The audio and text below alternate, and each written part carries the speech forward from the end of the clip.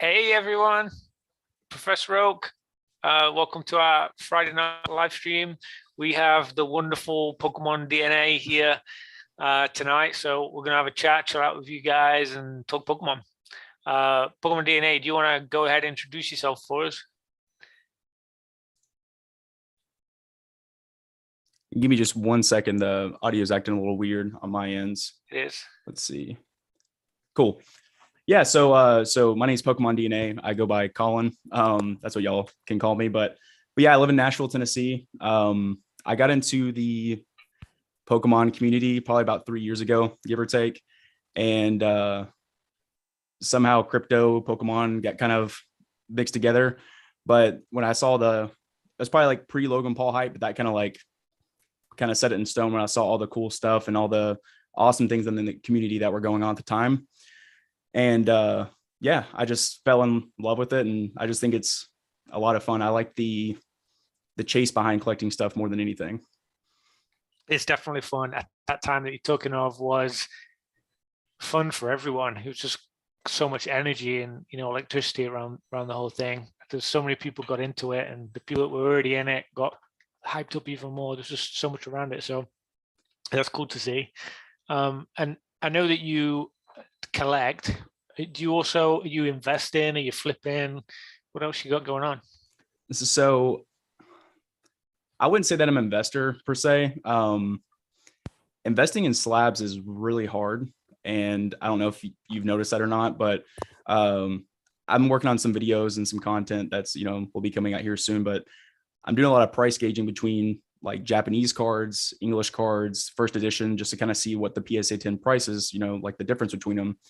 Right. And until I looked at the data for each individual card, especially some of the low pop cards, I never really understood how volatile some of these items are. Like, what I mean by that is like $3 grand price swings just because a card's low pop. I mean, it's crazy. Yeah. So, but no, I mean, I really just collect what I enjoy. I think that, if you can set some stuff back that you like and you enjoy, and, you'll burn to the ground with it, then I'm good.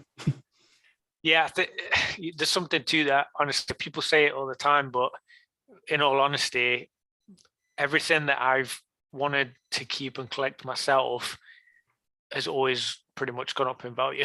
It's like the things, people are attracted to the same kind of things a lot of the time, and the stuff that doesn't do so well, there's spurts or whatever, but some of the stuff where I thought, yeah, this is a bit special, it ended up being something.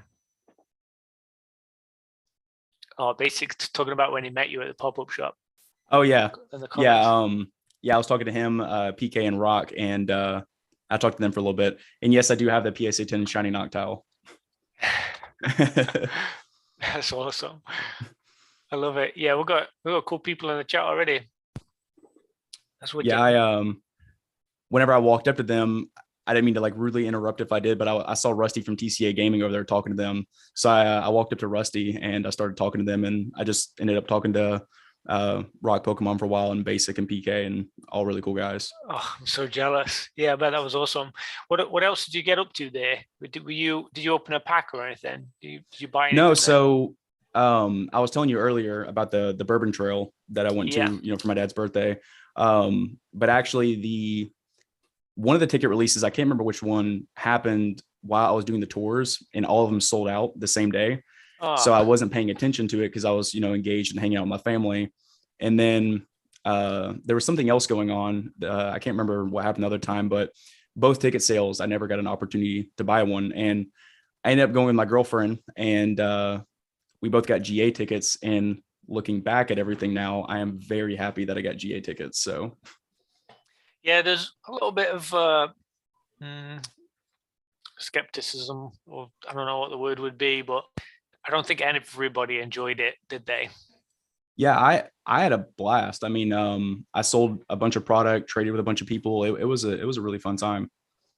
Yeah. I wish I would have gone if I could have. I would have 100% gone for it. When I checked, the tickets were gone, and I've got a young daughter, and work and stuff. I don't think I planned for it very well to be able to go anyway. Yeah. Have you been to any of the Collecticons yet? Actually, this past week I bought tickets for Long Beach and for Denver, so I'll be at both. So I'm really excited. Nice. Yeah, the Denver one's going to be a good one. There's some pretty cool people going there. I think I saw Basic, if I remember correctly, talk about how he's going to be there. I saw him toss it in a live chat a while ago. Yeah, I think Josh, the Green Shears, he's in the chat right now. I think he's going Mason. Don't know if you're going Mason. Yeah, there's definitely people going. I would love to go. It's just that's so far. I'm in Florida. Yeah, it's definitely a haul. It's a haul for sure. So you you've got your new setup, your new office area there.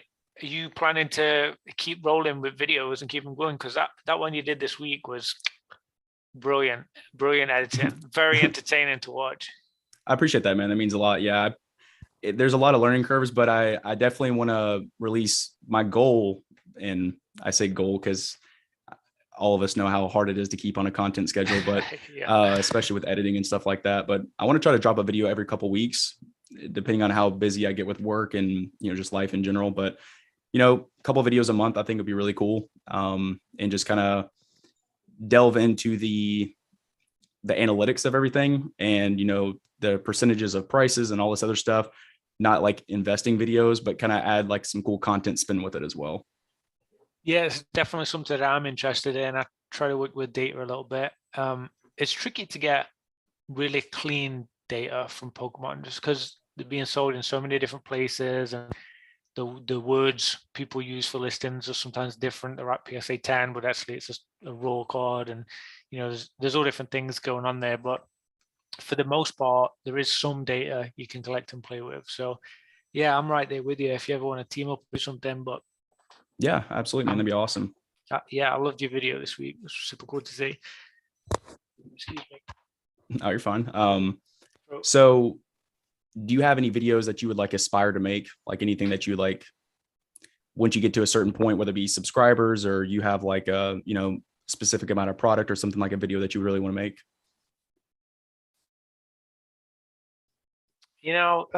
That's a big question. I can't say I've really planned much with my YouTube. So I think that the main thing for me was I wanted to create a bit of a space and a community to have collectors on and talk with them and provide some data for them and show them some of my cards, just kind of like be part of a community. I don't really have any intentions to like make money or be famous or anything like that. I'm just kind of like enjoying it. That's why I'm doing all different random things, I'm just kind of like having fun with it. It's just a bit of a hobby, I guess, which I basically set my long-term goal at 100 subscribers and I hit it. So I'm right where I was planning on being, honestly. Like I've hit my goal. Yeah, now I'm just, I hope everyone's enjoying it. And I'm just looking at the chat, like everyone's a mod. I was like, yep, you could be a mod, you could be a mod, you could be a mod. There's all the cool people.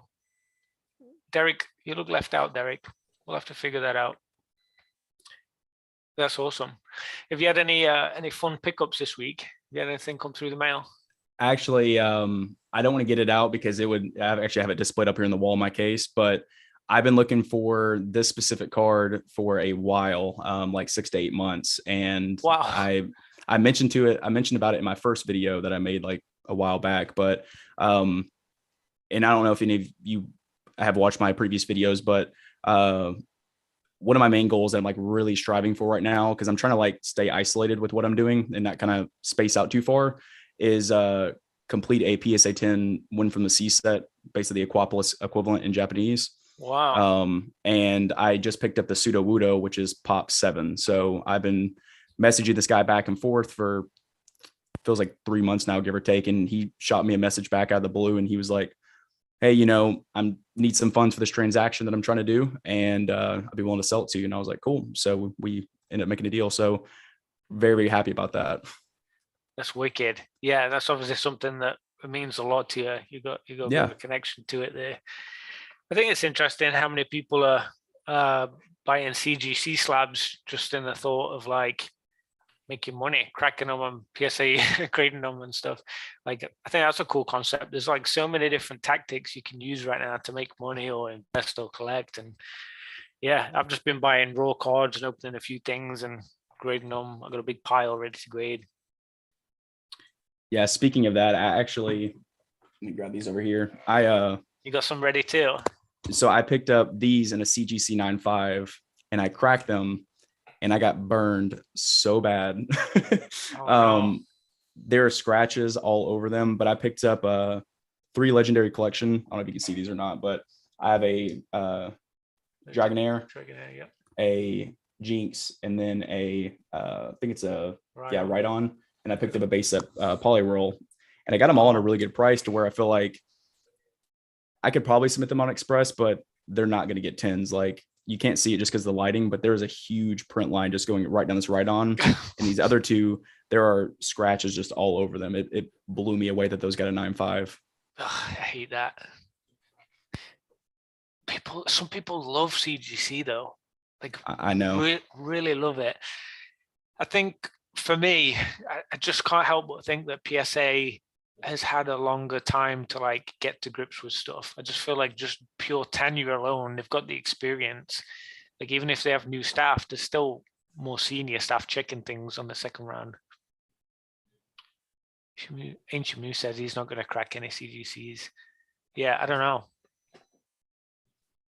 That's worrying. Yeah, they're giving 9.5s to scratches. And I just got a CGC submission back this week. It was actually it was like of 85 or 90 cards, give or take. So it was a bolt from I sent it off on April 22nd of last year, and they didn't check it in until July 17th as received. Wow. Yeah. So I was on, call customer service a bunch of times and was asking what was going on, but I eventually got the submission back. This is a whole different discussion, but I'm like almost positive. Like you can't ever say with absolute certainty, but I probably had 20 plus cards that were damaged. Yeah. Because I went through them with a fine tooth comb and a lot of them came back that you knew they were clean ones. Yeah, I had 2 9.5s and they didn't even deserve 9.5s. Some of the 8.5s are better than the 9.5s. I don't get it. I don't get it. And they're crazy. Tossing out 10s, and I was like, oh, maybe I got lucky that this took a little bit longer and they didn't have it received. Maybe I'll get some 10s. Then came back and 8.5s, 7s, this, that, and other. Yeah, it was a mess. Yeah, that's not good. That's not good experience for you in the idea of trying to get a return customer too. Like, I wouldn't want to grade with them again if I had that experience. Like, I'm not. That's going to be what keeps them alive in the future, especially when PSA drops down to value again at some point. They're going to need return customers.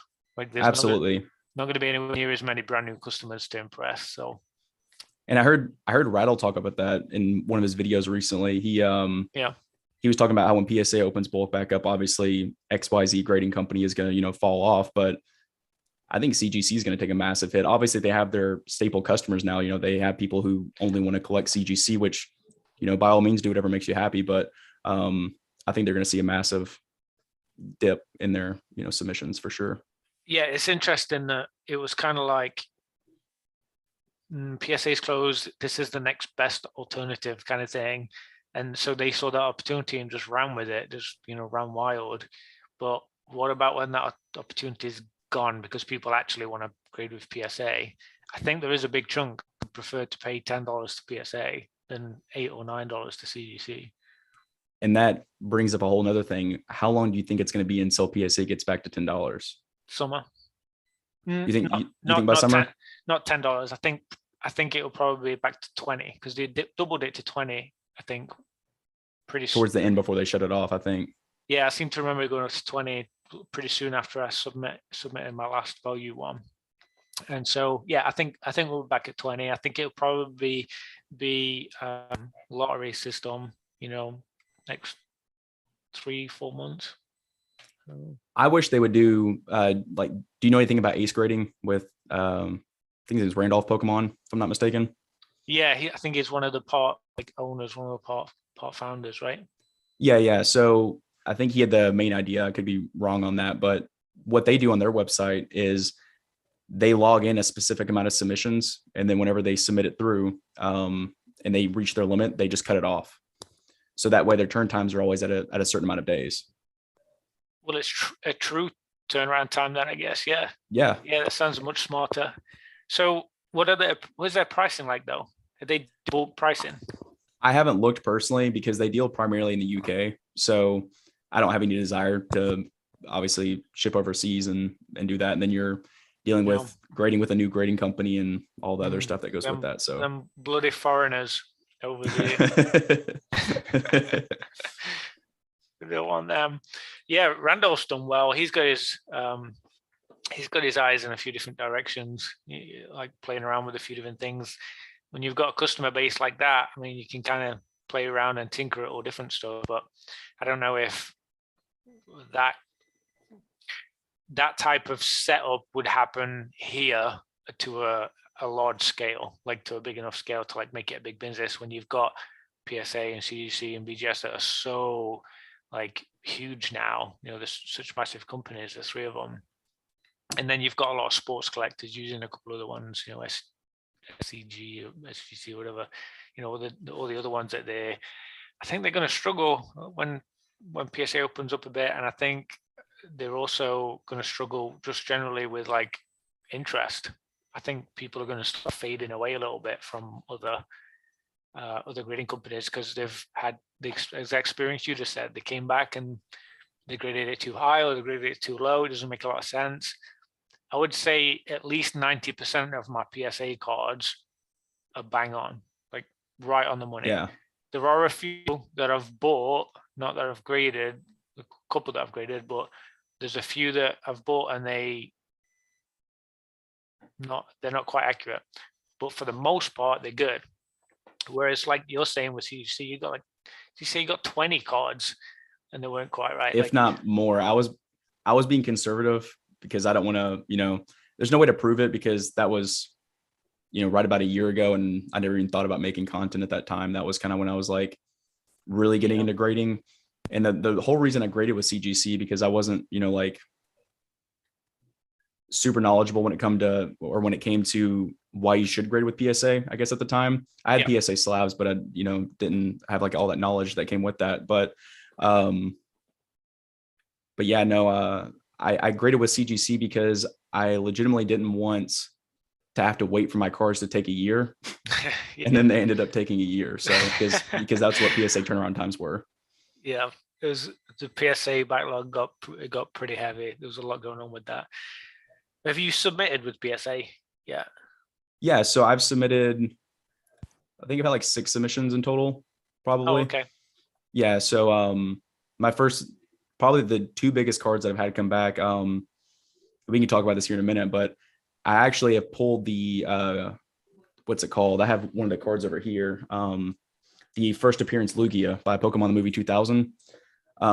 I have graded that card with PSA. It came back as 7, and I actually sold it on PWCC a while ago, just because I didn't really have a spot for it. But I wish I had filmed that so bad because I can't find a video of anybody online pulling that. But then I've also probably my favorite card that I've graded with them was a Japanese gift box Mewtwo Gold Star. They came back at 10. Yeah, I actually sold that at the Leon Hart pop-up shop. He did. Yeah. That's awesome. Yeah, I think I've had very good experiences with PSA. I've got to be honest with you. I submitted my World Collection, that folder up there, the 2000 World Collection. I submitted that. I got unsealed, untouched. Sealed and untouched. I got 3 10s and 6 9s, which I was pretty happy with, 20 plus year old cards. And then, a few other submissions, and they all seemed pretty much on the money. It's a couple that I wasn't quite sure on. But then the last couple of submissions I've done, I mean, they've been the cleanest cards, and 5 out of the 6 cards hit a 10, and they were good cards. So I feel pretty confident when I submit to PSA. I feel like they look after them. I haven't really had anything too crazy. The customer service has always got back to me pretty quick. Ship stuff wrapped up nicely. Yeah, I've had good experiences, but Derek said, I'm over here laughing because everybody in the chat is a mod. That's so funny. But yeah, no, I'm right there with you. And there's no way to like actually tell the the percentages of this, but obviously you have your PSA horror stories. You're going to have that with every single grading company. But to think about how much more volume of Pokemon PSA is doing over the other companies, to hear similar, type of similar amount of stories, if not actually less with PSA, that's what I think. But I think it speaks, volumes to PSA, because every grading company is going to have their hiccups. I mean, it's human error. Yeah, I mean, that's it. We're all humans. The problem they've got too is like managing demand. You don't know how many are going to come through the door 1 week. Like suddenly everyone could get hyped on something and submit a bunch in. Like, there's really no way of predicting. I wouldn't think, despite how much they would want to. I just can't. I can't imagine it happening. But what are you thinking in terms of the PSA grading? Like, are you thinking that it's going to hit $20, $10 this year? I think it's going to be a long time before it hits $10 back to where it was. I don't know if it will hit $10. Yeah, and that's what kind of upsets me, because that's going to have to, I'm going to have to go back through all my cards. I'm like, is this worth it now? Is this worth it now? The cards that are iffy on a 9 to a 10.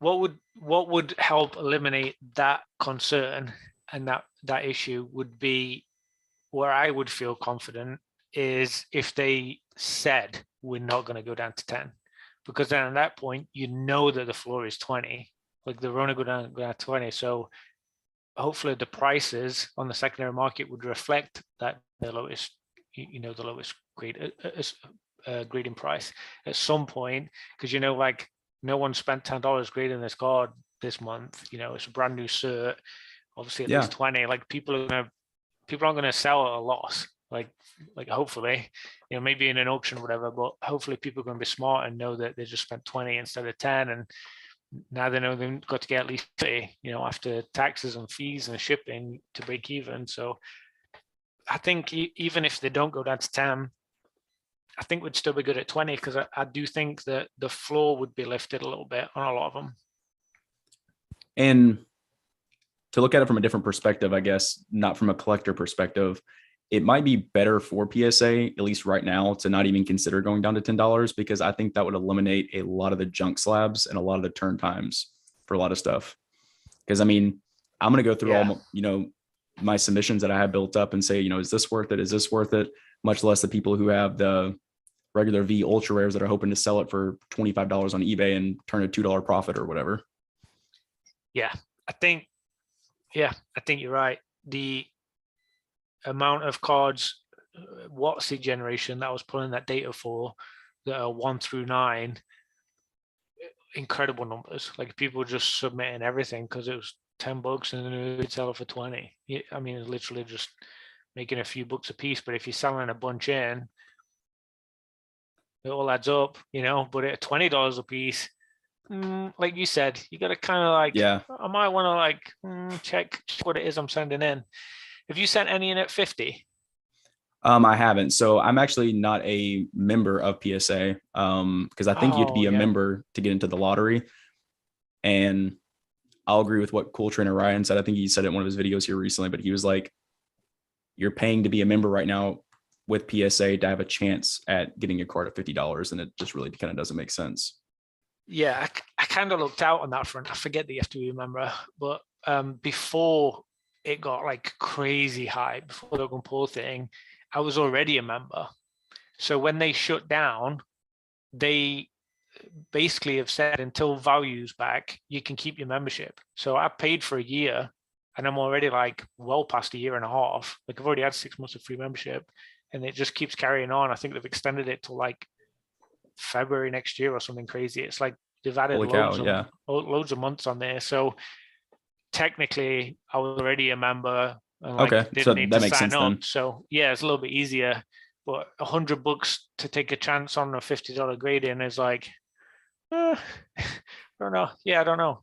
If you were sending in bigger cards, it might make more sense. But yeah, I don't know if I would have bought membership just because of the $50 thing. But I've won a couple. I just won another one this week of the lottery thing they were doing, a submission.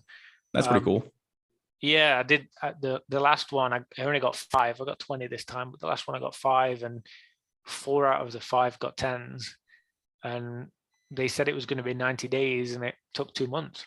I mean, it was quicker than I expected too. I wasn't expecting it to come back in 2 months.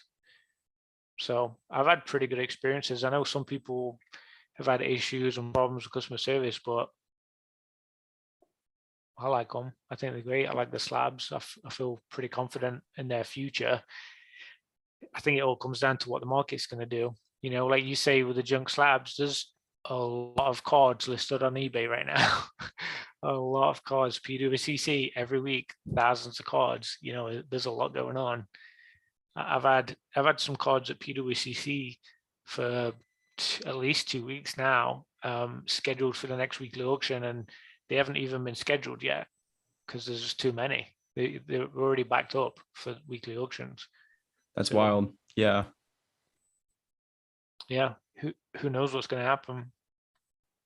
And speaking of that, if you want to like loop back around to CGC super quick, because I did want to mention this. Yeah. So I got a few slabs here. I'll try to show my camera the lighting up front. So this is a Deoxys Holland Phantoms reverse. So all these cards kind of have a unique characteristic about them. The most interesting one is this Japanese Rocket Alakazam. So if anybody in the chat knows, or if you know, definitely provide some insight. I haven't done a ton of research on it, but the centering on this got a 6, but the grade's an 8. And the centering on this, you probably can't see it, but the centering's 9 worthy for sure. Absolutely. I don't know how you even get a 6 on centering unless it's like almost OC. You know what I mean? I thought anything below 8 they gave OC. I don't think they actually grade 6 on centering. So, well, I have a 6 right there on centering, and the grade's an 8. I don't think I've ever seen that. Yeah, I haven't either. So that's like one of many examples that I thought this card would pull a 9 or a 9.5, and here we are with an 8 and a 6 in centering, 7.5 surface, 9 on edges, and 9 on corners. And because BGS and PSA, from my understanding, they can only go a half grade up from the lowest subgrade, right? Yeah, I mean, if that was a 9, then I mean that would make sense. But so like, and on this Deoxys, this is another Holland Phantoms reverse. This got a 7 surface, but it has an 8 grade, and this was not in the condition that I sent it off in. It's kind of a bummer because I bought a lot of these cards on Troll and Toad, and what I'll typically do is I'll buy out Troll and Toad of like one specific card, or like 5 of them at a time if I'm doing that. Yeah. And then I'll go through the cards and I'll ship them back, you know, the ones I think will get 10s, because a lot of the cards on there that are near mint really aren't near mint, especially if they're older. But yeah, I thought all these were gonna get 9s or 10s, or 9s or 9.5s at the time. Yeah, that's and crazy. I got 2 9.5s and didn't get a lot of 9s. I feel like it's the meme at this point, but probably 60-70% of my submission was 8.5s. What is with the 8.5 thing? Like, I don't understand it.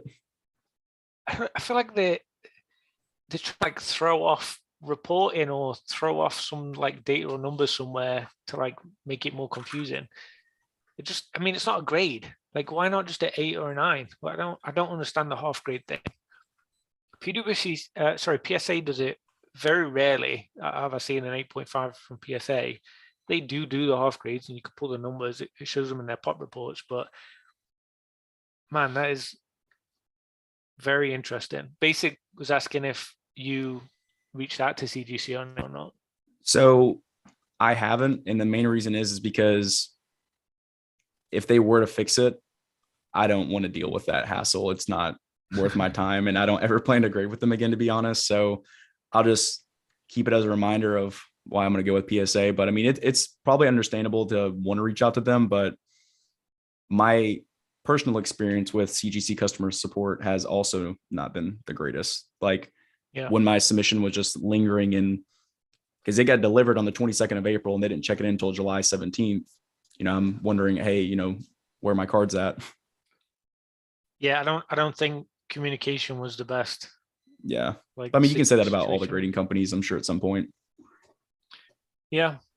PSA, they were pretty rough at one point back then, you know, with the hype. There was a lot of people submitting into them, and I don't know how they managed to expand and blow up their staffing so quickly and so, efficiently, but they are really cranking out numbers now. I mean, they are really hitting hard that backlog. So that's why I think, another 2 or 3 months, maybe 4 months, they're going to be pretty well caught up. They're going to make a big chunk of it out, and they're going to want to start getting new stuff in through the door.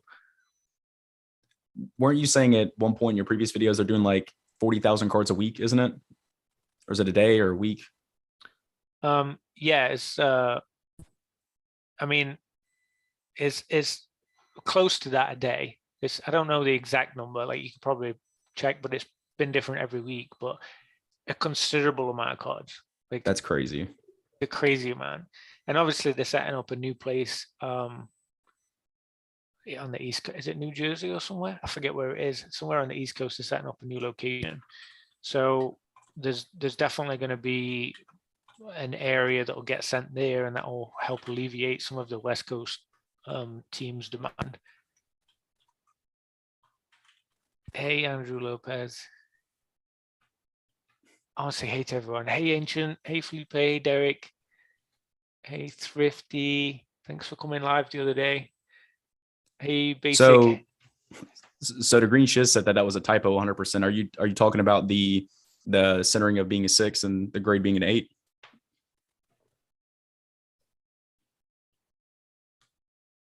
Yeah, I don't think I've ever seen that. I don't think I've ever seen a centering grade below 8. Like, I don't think they I even haven't graded. either. I don't think they even graded below an 8. I mean, if it was correct, it makes sense, but weird color. Yeah, Basic says Andrew's got a weird color to his name. That's funny. Oh yeah, there you go. Josh says the Green Shiz says 8 is the lowest center and they offer before signing the OC at MC. Yeah, that's what I thought. So I would imagine they probably meant to click 9 and they click 6, and the QA guys are too stoned or drunk or tired or whatever to fix it when it comes through for the second check, when they're slabbing it up. Yeah, if you want real quick, I told Oak before the chat that I wanted to give him something that I know he doesn't have for sure. One of these cards is technically 1 of 1. So this is for you, Basic. It's a Pikachu card as well. But the first card is and this isn't like super uncommon, but it's almost a miscut Pikachu from Burning Shadows. It's I love it. Very, very off center. I think it's going to get an OC9. Wow. That's awesome. So, I was literally just looking at that on eBay this morning. And then this one is a lot cooler. So I think you'll get a kick out of this. So do you know about these? No. So this is from Pokemon the movie 2000. So this is a Topps card, but it's an authentic film frame card. So they took pieces of the film from Pokemon the movie 2000, and it has Pikachu in the middle of it. So I'm gonna ship these off to you. No way. Yeah. Shut up. This is something that to the light. You can hold it to the light and see Pikachu. I hope I don't blind the chat. Oh, they're good. They're strong. We've got strong people in these chat. Let's see if you can see it. Can you see Pikachu? Right. Yeah, you can. Right there. There you go. Oh my gosh. Yeah, so that's from Pokemon the movie 2000. It's authentic film. So. Oh my god, I've never seen one of those. I didn't even know that existed. Yeah, I have a couple of them, and I managed to get this one. You can find them on eBay somewhat regularly, and this is something that I would never sell. And the thing about these two is you actually used to be able to grade them, but now PSA doesn't offer it for some reason. I think it was Rev here recently that tried to grade one, and they came back and they said no holder, or whatever they say whenever they kick the card back. Yeah. But yeah, no, they're super cool cards. But if you look online, PSA slab, Pokemon the movie 2000 authentic full frame card, you can find like 2 or 3 pictures of them in a slab. But yeah, they don't grade them anymore, unfortunately. But I figured it'd be a cool little pickup for you to have in your collection. That'd be amazing. Yeah, I'd be very thankful for that. That's awesome. I love it. PK's in. Okay, PK needs to be mod. Moderator number 72. PK's the man. We're excited for your live stream tonight, PK. We are ready to rock and roll. We're just doing the warm up. Yeah, we scheduled ours around yours so we could hang out in your live stream. Hell yeah. We're getting what did they call it? Pre-drink? What is pre something? Is that what it is? Pre-game. Game. That's it. Trying to sound American, but I'm failing terribly at it. Pre-game. Yeah, definitely right that. So do you have any favorite artists in Pokemon? Of like any favorite cards or anything like that? Sao Sao. Sao Sao. Mm-hmm. I love it. I think it's because I can imagine her actually doing the pictures, because they're like colored pencils, and I could, like, for some reason I can kind of picture someone just sitting there with colored pencils and doing it and telling that story with a picture, and they just look cool, just really appealing to me. Everyone just seems to have their own niche that they like, and yeah, I pulled Carablast, like 7 Carablasts, the past couple of weeks from the packs, the new Carablast art that she did, and I mean, it's pretty simple, Pokemon, but it's a cool card. And then that Espeon, I don't know if you remember the Espeon with the books floating around in like the little library room. Are you talking about from Evolving Skies? Yeah, it's a South too, and it's gorgeous. I mean, it's probably the best one she's done so far. But yeah, I'm all into the illustrators. And then Pikachu's, I've got a bunch of set cards and a bunch of promos, and yeah, just everything Pikachu really. I've got a load of Team Rocket cards, the Dark cards, the original Dark set. That was pretty cool for me when I was a kid. I collected that in the binder.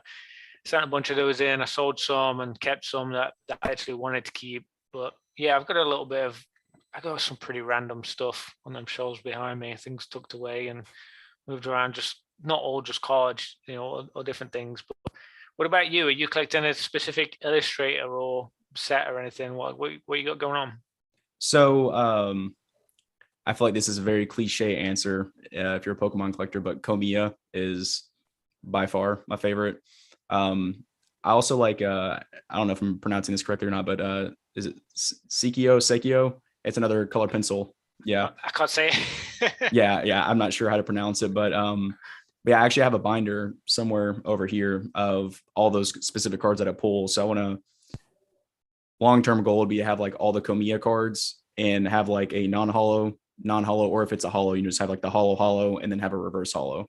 So that way it's like even sheets of it. I think it'd be kind of cool. So who knows how many cards left to go. It's not like my main focus right now, but anytime I open up a pack and I'm like, I'll go through it to look through the artists, and then I separate for bulk and all that other stuff. So is there a specific Pokemon that you look for? Deoxys is my favorite. That's where my name comes from. Yeah. By far my favorite Pokemon. Yeah, when I first got into grading, one of my goals was to have all the Deoxys cards in a 9 or a 10, but there's no way that's happening. There's just so many cards out there, and I'm over here looking at you, and you're a Pikachu collector, so I couldn't even imagine how difficult that would be to do. Yeah, I mean, just on the master set, before you start talking about any of the real crazy ones, I think there's 700 or 800 to collect. I mean, I don't have that kind of money to like get into some of them. Like some of them are like big money, like some real serious cash. Do you have a set open on the registry? Yeah, the Pikachu set is the standard Pikachu set. I think I'm 4th in the world, and the master, I think I'm 7th. So that's pretty cool. Yeah, and I don't have that many. I think it's just that there isn't that many people utilizing it, and there needs to be more. And I tried to spread that love a little bit with a video to kind of show guys like how easy it is to use it. So hopefully at least one person kind of jumped on it and started putting the stuff in there, because I really love the set registry. I mean, I'm checking it almost every day. I'm seeing where my cards are at, what they're valued at, what things are left to collect, and then I'll go back to eBay and I'll cross-reference things where there's gaps and just check. And Yeah, it's funny. Thrifty said she's 7 in the Charmander registry. Like, I'm telling you, Thrifty, there's not enough people in it. We need more people involved. Did you see Basics My Little Pony Pikachu card? I did. I actually, I think I followed him on Instagram today because I haven't had my Instagram account, open very long, but I watched that and I thought it was really, really cool. I thought it was funny how Mason was talking about how he was like, I don't believe that's real. And then it was so funny. And PK's live. It's funny because I think I bid on it. Like, I think I actually bid on it. And then I did the live with Thrifty and completely forgot about PSA. I had like 84 different cards I was bidding on. And I completely forgot because I went Thrifty. I was like, I was having fun with the live stream, but Basic jumped in and grabbed it, and yeah, he secured it, and it is awesome. I'm like so happy for him because I think that's a really cool card. Yeah, I think that really is like, obviously it's out of the box. It's not like the normal Pokemon type card, but it does have a Pokemon card in it, and it's authenticated, and it's by a real artist. No one else is ever going to own that card. It really is. This is a special one. It is special. It really is cool. Yeah, absolutely. Ancient, I do not have Delta Species Pika, but if you want to send it me, feel free. I'd be curious to see how Basic kind of comes out with the history more on that card later on. Yeah, I couldn't find. I had to look for him earlier. I spent probably 20 minutes or so trying to find something for him. I was researching the illustrator and stuff, and I couldn't find anything. I mean, it's like a ghost online. It doesn't exist, from what I can tell. So there must be someone somewhere that knows what it is, or the person that pulled it, or the person that bought it, or whatever originally, wherever it came from, the pack. Someone has to know. Mason said he has info on it. Mason, do you want me to loop you into the live stream? You want to tell us? Pony Chew. I like that. We'll call it the Pony Chew card. And speaking of missing auctions, have you heard of Gixon? No. So Rusty did a video on this a while ago. It's been a long time. Is that the software? Yeah, so it's like a bidding software for you. Yeah. I remember now. I remember that video where he was talking about it. So I think it's like $11 a month for it, and it makes collecting so much easier because it's also a really good tool to prevent shill bidding as well. How does it prevent shill bidding? Because I wouldn't say prevent shill bidding, but I would say it moderates it. And that's because if you go and you bid in an item with 3 minutes left, well, they can bid you back up, and then people can bid on top of that, where it's bidding it like in the last second, to where people don't have an option to go in and bid up on top of you. Oh yeah. Okay, yeah, because you're setting like the timer on it to just before, so they can't mess around. They just don't have the time to mess around with the shill bid. Yeah, that makes sense. I think it's at like the last 0.1 seconds or like 0.5 seconds or something crazy, to where it just snipes it or tries to for you. But so yeah, you using that for every auction you're going at on eBay? I haven't clicked to buy something on eBay in probably 6 months. No way. Yeah. Oh my god, I have a problem. If that's the case, I've buying so much stuff.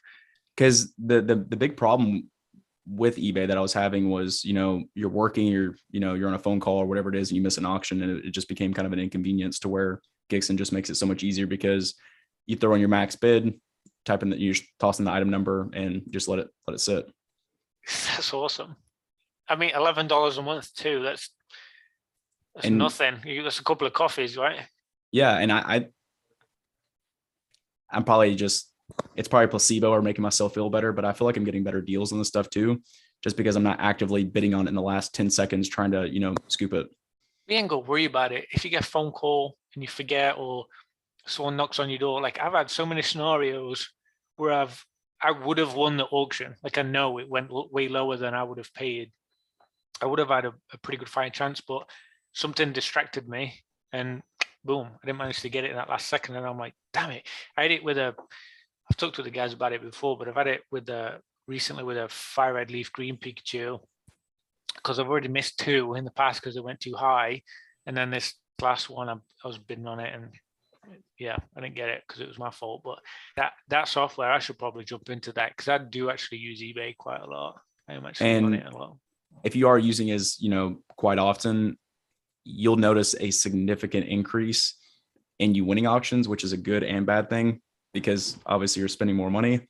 But as long as you kind of limit yourself or whatever, it's a really awesome software. Yeah, I mean, like with that PWCC one, there was no way I was going to win all 80. Like I felt pretty confident, like I wasn't going to do it, but I wanted to be in it so I could at least have a chance when it got to extended bidding on the ones that I really wanted.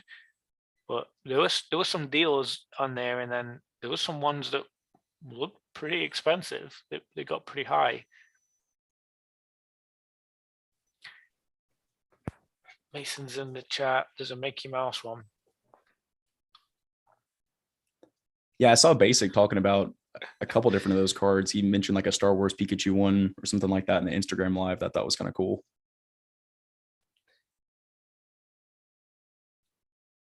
I just don't know enough about those cards.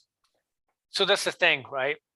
What triggered for me when I saw that card was, hang on, My Little Pony did a Pikachu card however many years ago. No one's ever heard of it. No one's ever seen it. Like, surely there's other cards like that out there. Like, that can't be the only special 1-of-1 crossover, whatever Pokemon out there card. Like, there has to be other ones that are called something different, and people just haven't seen it because it's not a regular Pokemon card. Like, on his slab, it doesn't even say Pokemon or Pikachu or anything. Like, that could have been easily named on the auction My Little Pony and not even mentioned Pikachu or Pokemon. It would have been missed out. Like, yeah, absolutely. It does make me think that there's other stuff out there that you got to try and like find or be in the know of, because that card to me is worth a heck of a lot more than what Basic paid. I wonder what that card would go for, and with proper advertising to the to the proper collectors. I wonder what that card would go for. I have no idea, and probably none of us do. 1-of-1. Yeah, I don't think I picked up when I was first looking at it the other day. I don't think I actually realized it was literally the only one, like like a 1-of-1. I think I was just looking at the artwork. I don't really dive too much into it. But like you say, if they would have pushed some marketing and actually gave some good information on it, thrown it on their Instagram. They have an Instagram where they're always putting posts and stuff, like throw it on Facebook or whatever. People would have realized that would have gone for a heck of a lot more. So Basic made it. That was a real good purchase there. I'm proud of him for sticking at it. Yeah, the Indiana Jones ones are cool. I was liking that Chip Dale ones.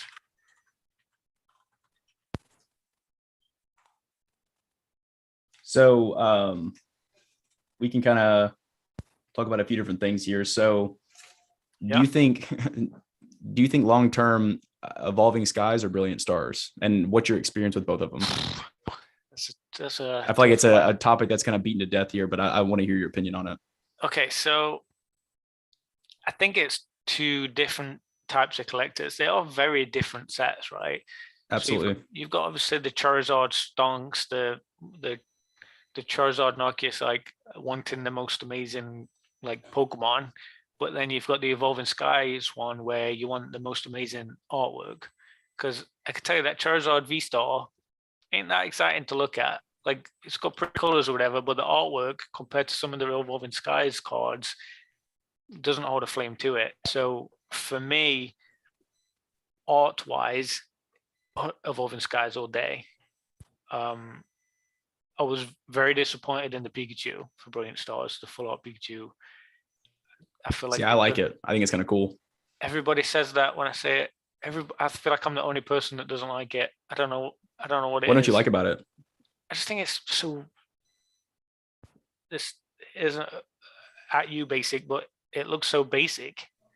Like, it just doesn't look like they put that much effort into it. When I'm looking at that freaking Cosmic Eclipse, Crimson Invasion, whatever it was, the Crimson Invasion Pikachu, where it's like if they made that into a full art, That would have been amazing. Yeah. Different stratosphere, like out Yeah. out of this world. Like I'll compared to agree the with you on that. Compared to the Star Wars one, like Star Wars one, the Brilliant Stars one. Just put it's writing Star Wars in the chat, getting me confused. Yeah, the Brilliant Stars one.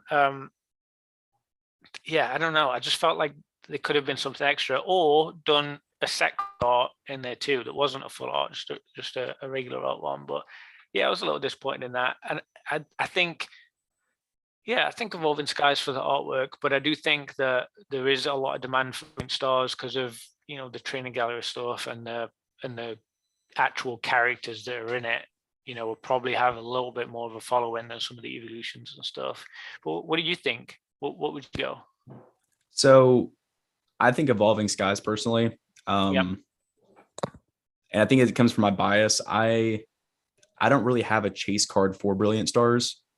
I have some Charizard cards, graded, but I think every single one of them that I have besides one, and that one I graded myself, is like a part of a set that I'm trying to collect. So I'm not like actively trying to buy any Charizard cards or Stonk or whatever, but I think that Evolving Skies obviously has a lot more difficult pull rates and is a less fun set to open, but I think Evolving Skies has better cards. Or yeah.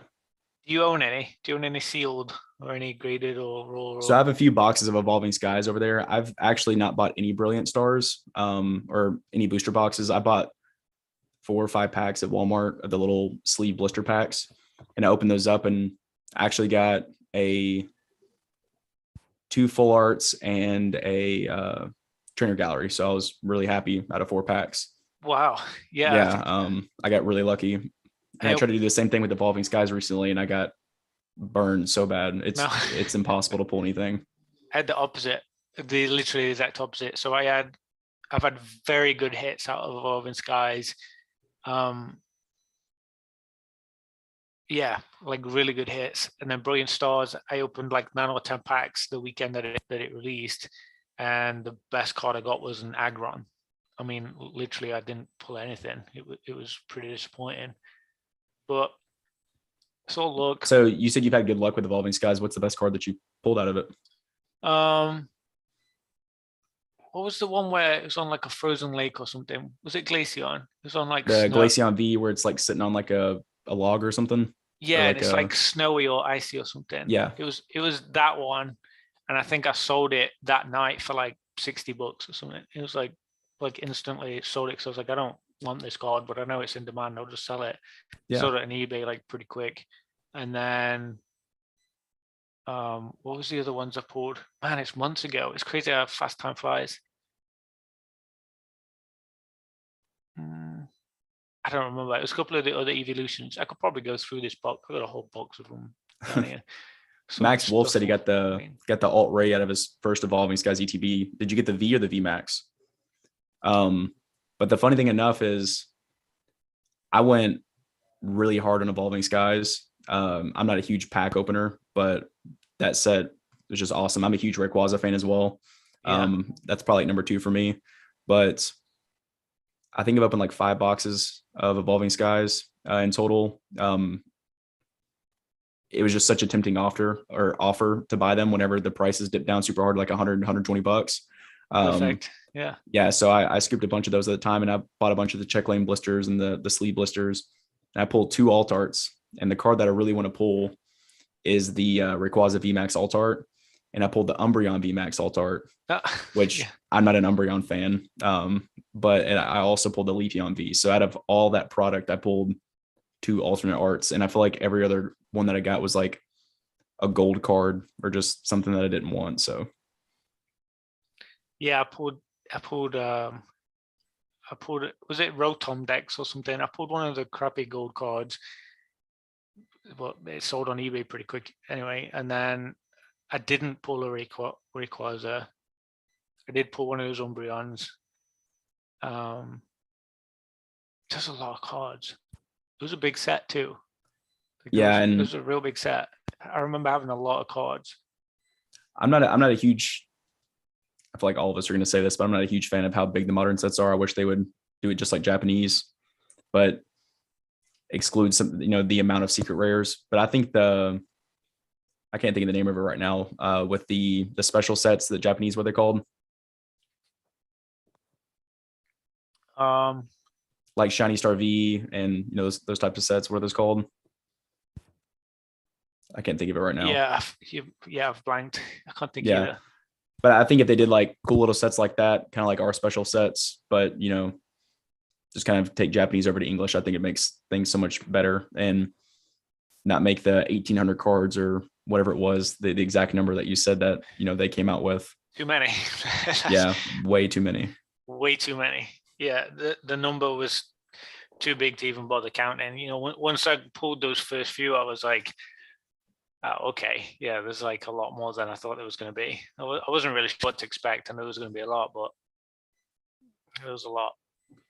Yeah, I think what's cool about the Japanese ones is the box is tiny, which might sound silly, but excuse me, the box is real small. So if you're a sealed collector, it's perfect to jump into, because I could probably fit hundreds of them on these shelves if I wanted to, with how small they are. And there's ETBs, and that chunky Pikachu box and all the I celebration. got the same one right up here behind me. Man, that take up so much room. Yeah, I know. Huge. For these tiny little packs, you got 10 cards in. These huge boxes. The Japanese have got the efficiency part down, and I think we could, take a leaf out of, a little page out of their book, and do something similar like USA in a smaller set and a smaller box. I think it'd be much more digestible for people. It'd be easier for your stores to stock more, fit more on the shelves and stuff. I think there's a lot of changes, but whatever it is they're doing, they obviously know. They're selling billions of cards each year, so they're doing something right, whatever it is.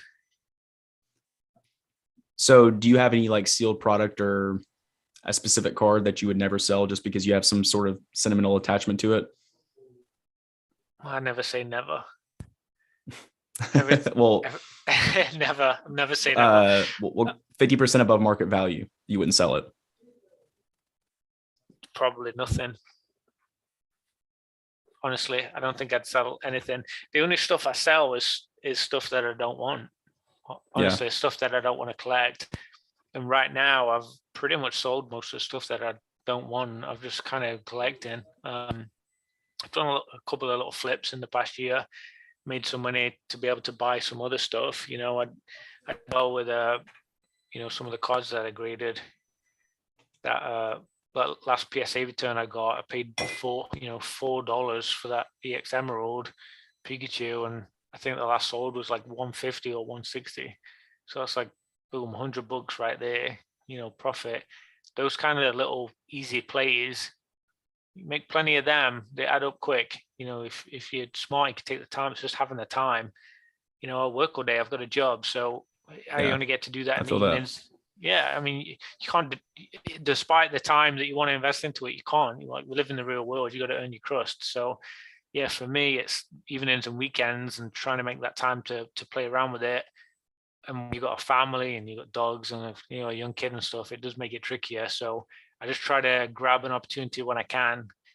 But for the most part, it's for myself. It's a card for myself and trying to grab stuff. So that EX Emeralds in my little collection. That's one of my cards I didn't have to pay $150 for. I just paid $50 grading. That's awesome. Yeah, it's fun. But I do love opening packs too. I do open packs and open them. I don't record many of them because they're kind of like, I don't know. It's kind of like for me, like I want to open the pack and experience it. I don't want everything to be a show, So what are some of the better sets that you've opened, like the more rare sets, if you have opened up any, vintage packs yourself, or some of the better cards that you pulled? Yeah, so recently it's been mostly modern. I opened up a couple of bits of Battle Styles when that came out, quite a few Chilling Reign, because I really wanted to get that Snorlax. My boss is a Snorlax fan, and I really wanted to pull it to give to him, and I just couldn't. I tried everything I could. but I wanted some of the cards too for myself. So that's why I bought packs instead of just buying it single. And then, yeah, I bought Evolving Skies, I bought Fusion Strike, bunch of Celebrations. Celebrations was fun. I got a pretty thick binder full of Celebrations cards. Still a couple I'm working on, but I did pull quite a lot. And then Brilliant Stars, honestly, I just ripped them 9 or 10 packs, whatever it was. Had a bad experience and I haven't bought any since. But I've got the Pokemon Center and the regular ETBs up there, you know, one of each.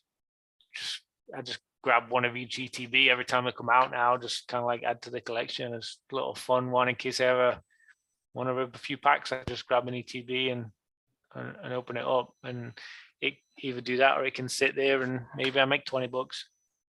Who knows? Is that the Pokemon Center Celebrations exclusive ETB up there in the top left of you? That one. Yeah. Yep. Mm-hmm. So do you collect all the special Pokemon, Center exclusives, or is that just kind of like a one-off thing? I want to. I want to collect them. The only one I didn't get is Evolving Skies. All the others are up there. They're all up there somewhere. The Evolving Skies, it dropped while I was working, and I tried to take a break and I'd missed it. I was going to get it, and that was like, everyone knows that was the hardest one. Like, people just went crazy and snapped them all up right away. So I didn't get the Evolving Skies ones, but I got the others. I got the Fusion Strike, the Brilliant Stars, Celebrations, and Chilling Rain. I think that's it. I think Chilling Rain was the first one. See, I try to get into ETBs, but I like to have, like, my booster boxes, I like to have the acrylic cases, and I have some of the ETB cases. I think I have like 7 or 8 of them, but they just take up, going back to what you said earlier, it just takes up so much space. They're too big. Yeah. And when you're talking about 5, 6, 7 sets a year, when you're adding in the special sets and the regular 3-month cycle, that's a lot of boxes. And then you get into the I think it's Plasma Storm. I don't know what the first one was that they ever made, but somewhere in the Black and White series, you look at those online, they're $3,000-$4,000 for 8 packs. Crazy. Absolutely crazy. Hidden Fates. I remember to get a Hidden Fates one because I'm like, it's too much. Like, I don't want to spend hundreds on a few packs. Yeah. It's crazy. The most I've ever spent is this yellow one. I spent $70 on it. It's Rebel Clash, and I got it from Nick, Old School Pokemon. I think that's the most expensive one that I've ever bought. And that, I was just watching it in an auction the other day. It sold for like $90 or $100 or something. It's gone up, and it's not a great set, and it's selling for almost $100 for an ETB. I don't get it. Like, I don't get it at all. But it is fun to open. Have you opened any Japanese? I know you touched on Japanese earlier. I opened up a battle region last week, and that was fun. I saw that Hoot. That artwork is incredible. Yeah, I hadn't seen that card actually until you posted it, and I was like, where did this card come from? And I looked it up, and I saw it came from Battle Region. Gorgeous. I instantly, when I first saw that card, I think it was PCTGO Radio. I think he posted it. Oh, good. Sorry, it's one of my. You're fine. He posted it, and I saw the picture, and I was like, that's Pokemon Crystal. Like, I remember going through the weeds and hitting Hoot after Hoot after Hoot, just one after another kept popping up. And I just remember feeling so frustrated that I just wanted these level 5 Hoots or whatever they were to go away. But you got to keep grinding and getting your XP up, on the game. And yeah, it took me straight back to my childhood playing that Pokemon Crystal game. And to see it in such a completely different environment than, like, I would have thought, on the top of a mountain doing yoga with like a monk. Like, that's so cool. Yeah, that artwork. Who's the illustrator on that? I didn't even look at it. It's the long name. Let me read it because I can't say it off the top of my head. It's Hayo Gonosuke. Okay. There you go, guys. For those that haven't seen it yet, it's pretty special. Get my ugly face out of the way. Pretty special looking card. Oh my God. So that should be an Astral Radiance in English. So hopefully I can get hold of that one and have the English and the Japanese version of it. But yeah, I want to make a binder of all the character cards. It's just going to be a while, probably a year or two, until prices kind of level off to where I can pick all those up. But I think that'd be a really interesting binder. I think there's going to be a lot in Astral Radiance. Which is, I think it's going to be a lot, because the Japanese sets had quite a few and not that many Yeah. got put into Brilliant Stars. So I really think they're going to pump it in Astral Radiance. is that Pikachu VMAX Alt Art supposed to be in any English set, the one that was in VMAX Climax? I haven't seen it revealed for Astral Radiance yet. Okay. I didn't know. I haven't heard anything else about it. They were talking about it might be in Brilliant Stars, and then since then I haven't heard anything else about it. Yeah, I would. That card's going to get crazy. Whatever set that's in, like, that is going to be a massively priced card on the secondary market. Huge. Especially the first few that hit a PSA 10, the people that get it right in next day delivery over to California. I mean, that's going to hit some money. I feel like people not only love Pikachu, but they love Ash and they love full arts. It just trainer galleries, like, it's bringing so many things together in one spot. It's going to be huge. I mean, I want it. I'm sure most of the people in the chat right here agree. Like, that's going to be the one. Excuse me. Yeah, no, I would love to have that card. There's a lot of Japanese cards that I'm waiting to come over to English, and then waiting until, if I can't pull them, which is probably going to be the case, waiting until it's the right time to purchase them. Yeah. And yeah, there is so many. What's your thoughts, or I guess, what do you think the thought process is behind people going in and purchasing PSA 10s of the Charizard V-Star Rainbow Rare and spending, it was like $1,000 or something crazy?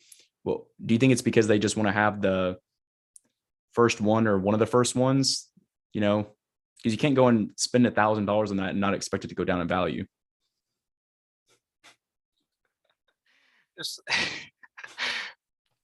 It's crazy, right? I mean, like, not to sound rude, but like, come on, guys. Like, it's not going to be that high. But I will tell you this: I got the with certain cards outside of sets, very small to buy right out of the gate. It's only set cards that you need to be careful with that, and some of the more regular promos that are in boxes. And I'll give you a good example. The Charizard, like you were saying, Brilliant Stars, straight up there, right out of the gate, coming down, each of them, all the different variations are coming down, tumbling a little bit, not too fast, but coming down. And then you've got the special delivery Bidoof, right, with Charizard in there. And you have one of those, don't you? I had two. So I got one that came in damaged, right? It was crimped. Sold it on eBay, and I told Pokemon Center, hey, you guys sent me a damaged card. Like, what's going on? Can you help me out, please? They sent me probably the most BGS Black Label type card I've ever seen in my life. Literally, wow. That card was like the most perfect card I've ever seen in my life. Absolutely. I should have sent it to BGS, but instead I sent it to PSA when that I could express it, get it a bit quicker. And I'd never used BGS before. So I sent it to PSA. Of course, I got the 10. It came straight back. I sold it the next day for it was the next day or day after. I held it for a day or so just because I was like so excited about having it. Sold it on eBay for $700. Boom. I listed it, and I had like 6 offers in like 20 minutes, the first 20 minutes. People were going crazy. $700 like that. Rusty, TCA Gaming that you're talking about, he just had one in his auction the other day, and I saw where it was at. It was still at the day left, and it was at 1,300. So they don't always go down after. That's a different story, though. Yeah. Set cards go down, but if you can be smart and get something real quick out of the gate that is limited edition like that, it's essentially limited edition, right? Not that many were created. Like, people joke about there being loads of them. There ain't loads of them. There really isn't. And yeah, maybe that's something I should have held on to instead. In hindsight, it's got a Charizard on there. It's limited edition, fantastic grade. Like, it was probably, like, I'm not joking, it was literally perfect. And it had a swirl outside of Charizard's mouth, it looked like Charizard was blowing smoke. I'll have to send you the picture. It was like Yeah. the most perfect. Just everything about this card was perfect. It was amazing, and yeah, it went up. It's gone up and up and up. So the holofoil on that with the swirl, is that like the newer Cosmos? Like I think it's a Galaxy foil. Is it that one or is it like a different one? yeah, so with the mixture where it looks kind of shiny with glittery stars in the background, but and it has the long like whirlwind shaped swirls. That Yeah, holofoil is the best. stunning.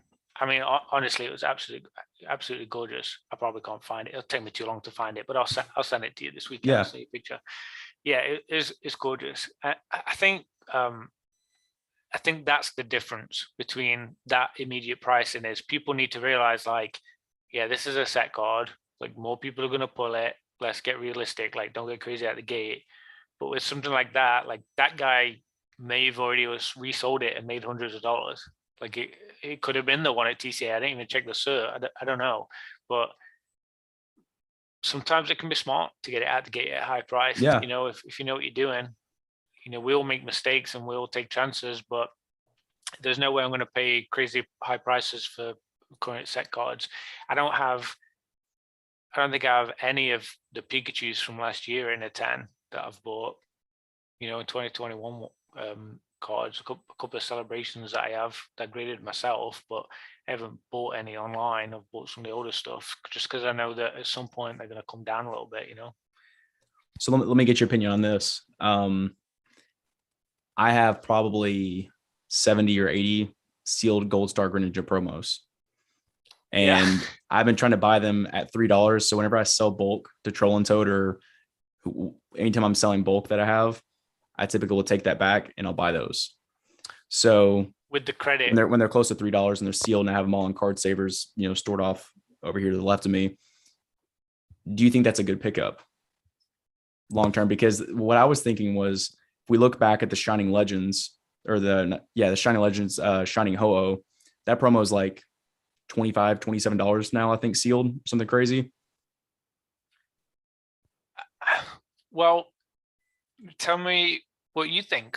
What's your expectation with those? Because I think that changes my mind on how I answer that, on like what the expectation is. Is it to make money long term, short term, to grade, to like what's the next step? Because I think that changes a lot. Yeah.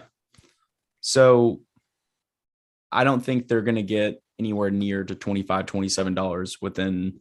When did Shining Legends come out? Was it 2017? Yeah, I think so. So terrible with dates.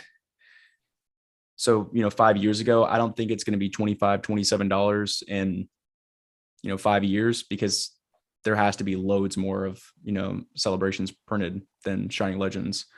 But I think it's mainly to make money on that. Might flip them off and hopefully sell them all at $10 in a few years or whatever it is, and not too concerned about it. It's just stuff them away, kind of forget about them kind of thing. But I'm gonna look through them one day when I quit buying them or the price increases, and I'm gonna go through every single one of them and think which one will get a 10, and I'm gonna grade that card, because I've looked through probably 40 of them and I haven't seen a single one that seems like a PSA 10 candidate.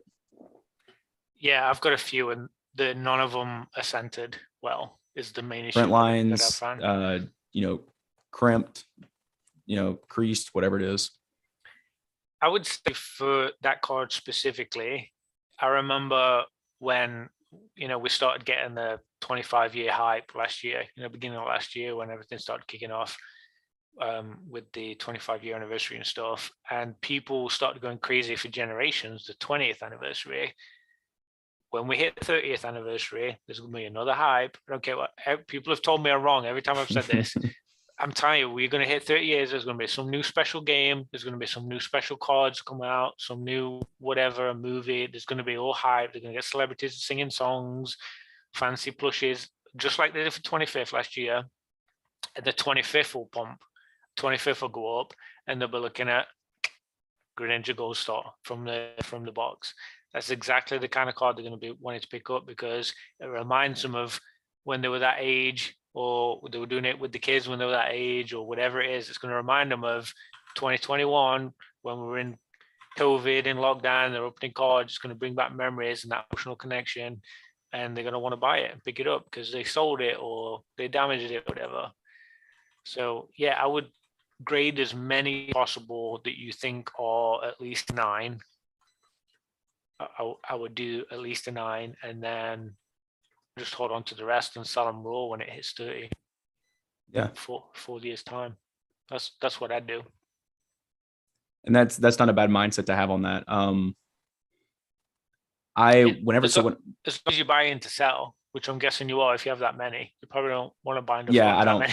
Yeah, I don't want that many, but I guess so. You asked me at the very beginning when we first started, and am I looking to get into this for investing?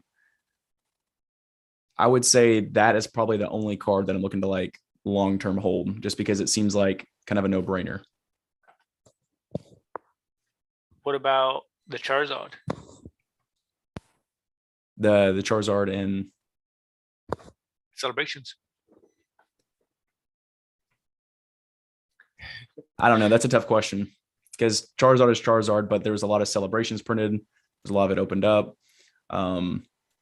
There's a lot of that Charizard artwork printed. There's a few times we've seen it reprinted now. So I wish they would quit reprinting base at Charizard, or at least not do it for a long time from now, but it seems to work. So people love it. Yeah. I mean, it sells. Like, people genuinely love it every time they've done it. It sells. You put Charizard on anything and people buy it. See, I think that, and this is coming from the little amount of research I've done into celebrations, but it wouldn't shock me if the floor on that card, because I think right now it's $75. That was in the last video I just did. It was like $75. I wouldn't be shocked if the floor on that card was $65, $68. I don't think it'll touch $50 personally. If it does, celebrations makes 0 sense to open up at that point. Yeah. I've got a 10 PWCC. That's part of that submission that's queued for the weekly. And I'm thinking, even in a 10, I don't even know if it'll fetch 300. There's a lot of them. How many are there now? I think it's like over 3,000 or close to it. Loads. I don't. There was quite a few when I looked. Yeah, I think it was in fairly decent quality from what I can see. I haven't seen a whole lot that are in bad quality when I've looked on eBay and stuff too. There's quite a few 10s, and yeah, I don't know. I don't know about the next few years, but I know I'm very confident we're gonna have another pump at 30th anniversary. I think there's gonna be some more stuff that happens. So you mentioned PWCC, auctions. You've been looking to, buy some stuff on there. Do you feel confident in your purchases? Or let me ask it a different way. Would you ever buy something on there if you had a grail item or something you've been wanting for a long time that was $5,000 plus? Would you feel confident purchasing it on PWCC and getting it for the correct price, I guess is a good way to put it? I don't think I'd buy anything over 100. Okay. Maybe 100, 200. That's probably my limit. Like, I honestly never say never. Like, there could be something that I'm so attached to, and no one ever get the chance. I've got the money for it, and I go for it. But I still think I'd be reluctant to use PWCC for it. Yeah. In all honesty, and that's not like a jab at them. It's just a jab at like their history, like with the show bidding and stuff. I don't know. Something feels a little like there's a curtain there that we can't see. Yeah, something just feels a little, yeah, like, I don't know the words for it. Something's missing. I don't know. Do you trust them? Like, would you buy big stuff from them? So I've never bought anything on PWCC. I've tried to, but the auction block is, I don't know what it's like now. Whenever it first came out, I have bought some from PWCC. I bought a Expedition Hollow Kingler PSA 10 from them. I got it for a really good deal, actually. It was like 2 months before. I wouldn't say 2 months. I think it was like a couple weeks before the whole controversy when they shut down, and it took me a second to get my card. I was getting kind of nervous that I wasn't going to receive it, but uh, yeah, the whole auction block thing, and there's so many cards to sift through, and I hate how when you click on Pokemon, like the items, and it's just like 1,000 Charizards right at the front. You know what I'm talking about? So many. Yeah. It's difficult. Yeah. Yeah, I mean, if you know the exact card that you want, it makes it a little bit easier. Like Yeah. if you go in there with the intention of buying a specific card, you've got the money, you're ready to go, perfect. But I don't know about spending big money on there. I'd still rather do that, even though eBay has show bids. There is stuff that goes on with there. I would feel much better doing it at the last second, just like you were saying with that software, doing something at the last minute and just giving an honest bid of what I think. And I've lost a lot of cards doing it that way. They've gone higher than I thought, but I've also won a lot. Last week I was bidding on that Generations Pikachu pop 11. There's only 11 and a 10, and I bid on it. I think in my final bid I put like 100 or 120 or something. I thought it was going to be right up there. Went for 40. Like no one bid on it. I don't know if it was because it was ending on a Saturday lunchtime. If it was like weird timing with the ending or something. Not being a Sunday night, but I was very happy that I got it for $40. A pop 11 Pikachu from and that 6 blows years my ago. mind. That card is pop 11. That makes no sense in my brain how that card is pop 11. Like I figured it'd be. I know why. Like 500 plus easily. I know why. I think it's because I know it is. I don't even think it's because of the Radiant Collection one is so freaking cool and so awesome and amazing that it's just completely outshined that whole set. And then there's a reverse which does go for more. Like, why would you want the regular Pikachu art? Like, why would you want to do that? What's the pop on the reverse? Just out of curiosity, do you know? It was more, but I can't remember what it was. I remember checking it because I was bidding on that one too, but that I gave up when it hit like 330 or something, and I gave up. I was like, no, it's crazy. So that's a considerable amount more just for the reverse, yeah. Yeah, I mean, it was the same seller too. He's selling both of them. So yeah, I don't know. I mean, $40 to me felt like I robbed someone. Like $40 for a pop 11 Pikachu that's 6 years old. Like, I think that's the cheapest Pikachu. I think I paid more for the Crimson Invasion one. Thinking about it, like I feel like that was like 40 or 45. Thrifty says, yeah, you do need to grade it. I'm serious. They're going for big money. The reverse ones. I don't know. I don't know if I got lucky or if people just don't want it. There's no demand, but I didn't realize it was such low pop. When I started looking at it, that's the kind of stuff where you need to keep your eyes on, because at some point, someone's going to be looking for that card. There's only 10 or 11. There's a dozen of them in the world. They can't complete the Pikachu collection because there's only a dozen out there. That's one of the things I needed. There's a lot more people in it. Yeah, I couldn't even imagine being a Pikachu collector. That just so many. Yeah, blows my mind. Foolish. I was foolish getting into it. So I'll tell you something super crazy. So one of my best friends, and this is like the first question I asked you, I think, was, do you have a video that you've always wanted to make?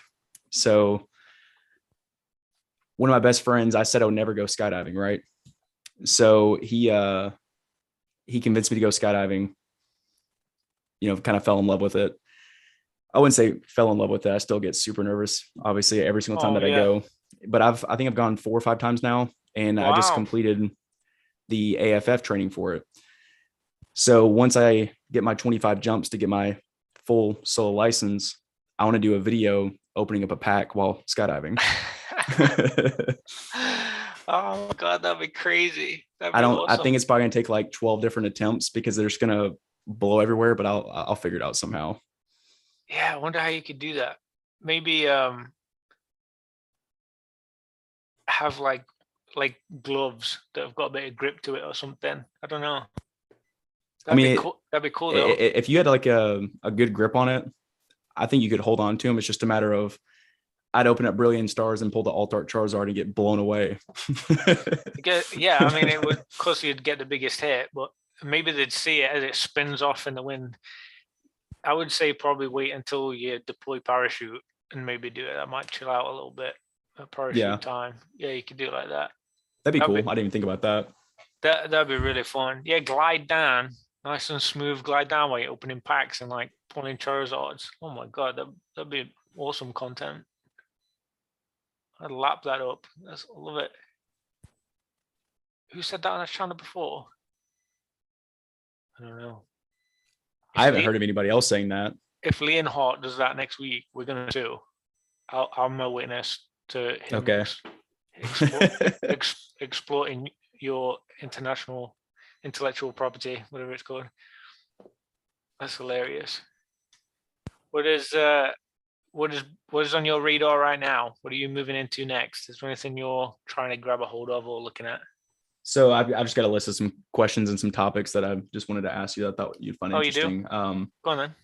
So do you think that gold star sets are just expensive because they have gold stars in them? And I'll give you an example. Like the most iconic one is obviously EX Deoxys. Right. There aren't many great cards in that set. No. Obviously, you have the rarity of the box because everyone knows it's like one of the lowest printed sets. Yep. But other than that, I mean, and with Deoxys being my favorite Pokemon and the rarity of that, I've actually opened up a couple packs of Deoxys. It was really stupid, but I pulled a Salamence EX. So I bought a guaranteed heavy pack on eBay, actually. I got a really good deal on it. And then I pulled that Jirachi Hollow. I think I posted on Instagram yesterday. Yeah, that was the picture you posted. Was that you pulled that yourself? Yeah, so I pulled that and I pulled the Salamence EX. The Salamence EX got graded a 9, so I was a little bummed out on that. But in total, I think the Jirachi, like I said, I think it was like pop 14 or something like that. But like that's a cool card, but there's not many great cards outside of the Gold Star set. Yeah, I mean, I think you nailed it on the head. It's a case of people thinking that it's rare, and they really aren't that rare raw. They're not that rare at all. Graded, especially in a 10 and a 9, there isn't that many. But also, I don't think that many people like have hold of the raw ones, especially like the video Rattle did by that guy. I always forget his name, but flicking through the binders of them. They're out there. Cardhouse EU. Yeah. Yeah, I've actually bought a couple items from him a while ago, and I saw that video, and I was like, "Oh man, yeah." That's funny. Yeah, I mean, I have no desire. I don't see the passion. I don't see people getting like crazy about it. It's almost as though people talk like they say they're excited and they love it, but it's because they feel like they should, because they feel like it should be a rare thing because it's old and it's different. It's very different to a lot of other sets. It really is a unique, bunch of cards. Very different. So yeah, I think it's mentality is what it is. I don't think it's the actual cards that's that great. And I would kind of agree with that. What's your take on it? So I like the artworks. I don't. You don't? No. So what don't you like about them? Just the EX era kind of artwork in general? Yeah. I mean, it's just, it feels less cartoony, less anime. Feels a little less like what I connected to when I was first in the hobby. It just feels very far removed for me. Almost serious. Some of the cards look like kind of like serious and like harsh, like strong. They got strong messages they're sending. Like the Charizard Gold Star. When you say harsh, that's what I think of. That's not a light, like breezy, warm, fuzzy looking card. Like, yeah, those cards aren't like, oh, that's so cute, look how amazing that artwork is. It's like, it's business, all business. And See, I think that's what kind of makes them cool. The reason, so I don't, there's the only gold star I've owned. a lot of people will agree with you on that. Yeah. The only gold star I've owned is that gold star Mewtwo that I was talking about that I bought on eBay raw and ended up getting graded, but I sold it just because, yeah, it's cool to have, but I'm a set collector in a sense. I do collect, a few cards here and there that I really enjoy, but collecting all the gold stars sounds like a nightmare to getting decent condition. It just seems like there's so many people going after them that it's impossible to find like a really good deal on like a super mint copy. That's a real problem too. Like with eBay and stuff, people are literally sat all day refreshing eBay while they're working or they're unemployed or they're at college or whatever. Like they're sitting there on the phone, on the computer, on the iPad, like refreshing, looking for that deal just to grab it as soon as it comes up. Newest listed, newest listed, newest listed. I mean, there's so many people that want to buy Pokemon cards. And finding how can you compete? That's why I felt so fortunate with that, that $40 Generations 10, the other day. Like, I was like, where is everyone? That's not usual. There's not very usual you can get a decent price for something, I think to find any Pop 11 card of a popular Pokemon is for $40. I mean, in a 10, a steal for sure. Yeah, in a 10. Yeah. So gold stars, are you buying them in hopes that they're going to go up even more? Are you buying them for you, or what's the gold stars in general, or the gold star Greninjas, or what do you mean? Well, you were talking back to the old gold stars just then, right? Yeah. So I don't own any gold stars at the moment. So that's the only one I've ever owned, and you can say it's a gold star, but it came in a gift box. It wasn't like an actual really cool, like you pulled it like a 1 in 100 chance or whatever the pack odds are.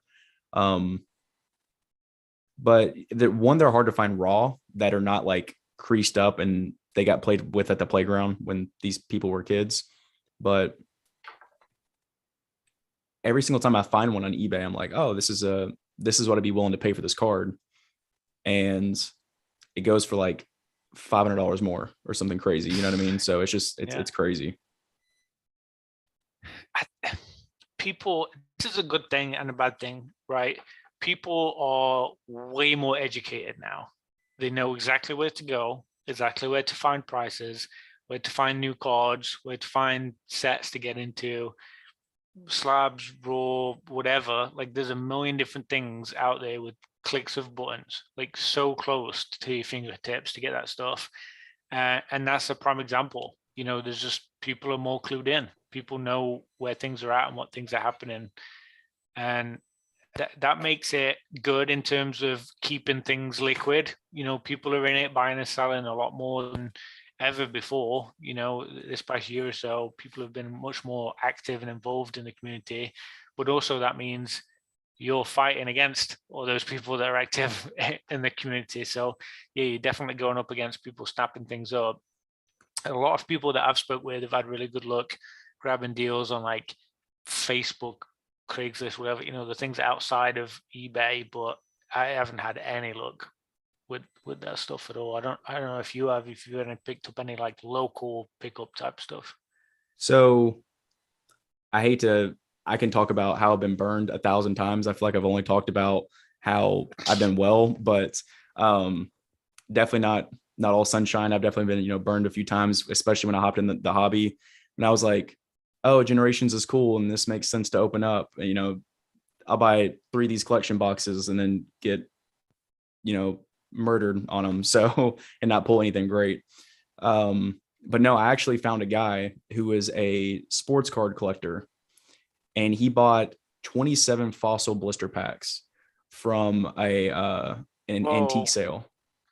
And he sold them to me, and we talked about it and broke it out. And I actually flipped all of them with an exception of, there was 11 heavy packs, and it was 10 or 11. I opened 3 of them, flipped the rest on eBay, and I kept 3. And I don't know if I'm going to do it now. I was going to grade them with PSA, but I don't know how I feel about grading packs with them anymore. It's all subject, yeah. Yeah. They haven't said who's doing it. I don't know if it is still BBC that's I don't know who it is that's doing the grading right now for the picks. I would imagine if they change companies, it would be on their front page, but that's just my assumptions. Yeah, I don't know. Plus, it's $100 still, I think, a pack, which I think is crazy money. That's way too expensive. Yeah. How much did you pay for the packs? Did you get a deal on them? I'd have to look. I came out to where I don't remember exactly what it was, but it was a few $1,000s. It was, $3,000 plus, but the time in the hobby where it was, whenever I was selling them, I ended up making about 30 or 30, $40 a pack after fees. Sweet. So yeah, so I did pretty well. And then I opened up some and I actually pulled, I was really hoping to get the Dragonite, but I pulled a Haunter, a Gengar, and a Kabutops. So I had the heavy packs, and I sold them on a scale with the weights on them, just so everybody could see what they were weighing in at. Yeah, I love it. I love the old packs. I definitely need to get some. I just can't believe how expensive they are. Yeah, crazy. it's wild. Crazy. It's crazy money, and what's even more amazing is there's still so many out there sealed. For how many boxes and packs are always getting opened on YouTube and whatnot, and here and there, like there's still so many for sale. Like I don't understand it. Every time you look, you can buy one right now. It's on eBay right now. You can go buy one of any Whatsy pack. Like there's going to be one listed. That brings up a really interesting point that I want to kind of touch base with you and see what you think. So I was on E4 a couple days ago, and I saw someone post about how a fossil booster box, if it was real or not. And I was like, because it was damaged, and there's a few different things that was going on with it. And I was like, I want to see what the price of this is to see if it's a good pickup, just to kind of see where everything's at. So I was rolling through a fossil booster boxes, scrolling, sealed booster boxes of fossil. I don't understand how there's that much product available, how much of it's fake, if any on eBay are fake. And then, that's stressful. Yeah. And that's why I have never opened up a base set pack, never even contemplating on saving up for a booster box or anything like that, just because I don't know enough about base set to feel confident in purchasing that product. Like I would have to buy it from Rusty or PokeRev or somebody like that to where they could tell me, hey, without certainty, this is absolutely authentic, because I personally wouldn't want to purchase a box where the seal has been cracked on it. Yeah, it's worrying. And I think PK scared me a little bit in the one place where I felt confident that they weren't going to be fake.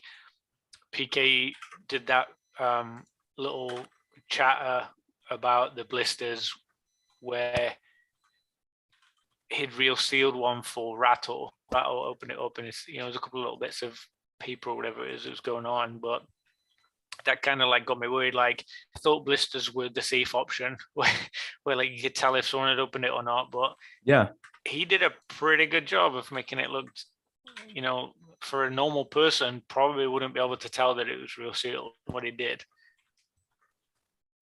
Definitely worrying on that side of things. Chevel says, Professor Oak, what do they call it? Platform arbitrage? So much going on right now. The various auction platforms, eBay tend to be more expensive, but you land a deal here and there. More expensive Chevels, I feel like I've paid less on eBay than anywhere else. I've had really good luck on eBay. It's great. But yeah, I've seen people buy stuff. I was talking to a guy on Facebook the other day, actually, and he bought, you remember the Celebrations tins? If you can see it, that Pikachu understeer, the little celebration tin with had like the Charizard or whatever on the front, had a little promo up front.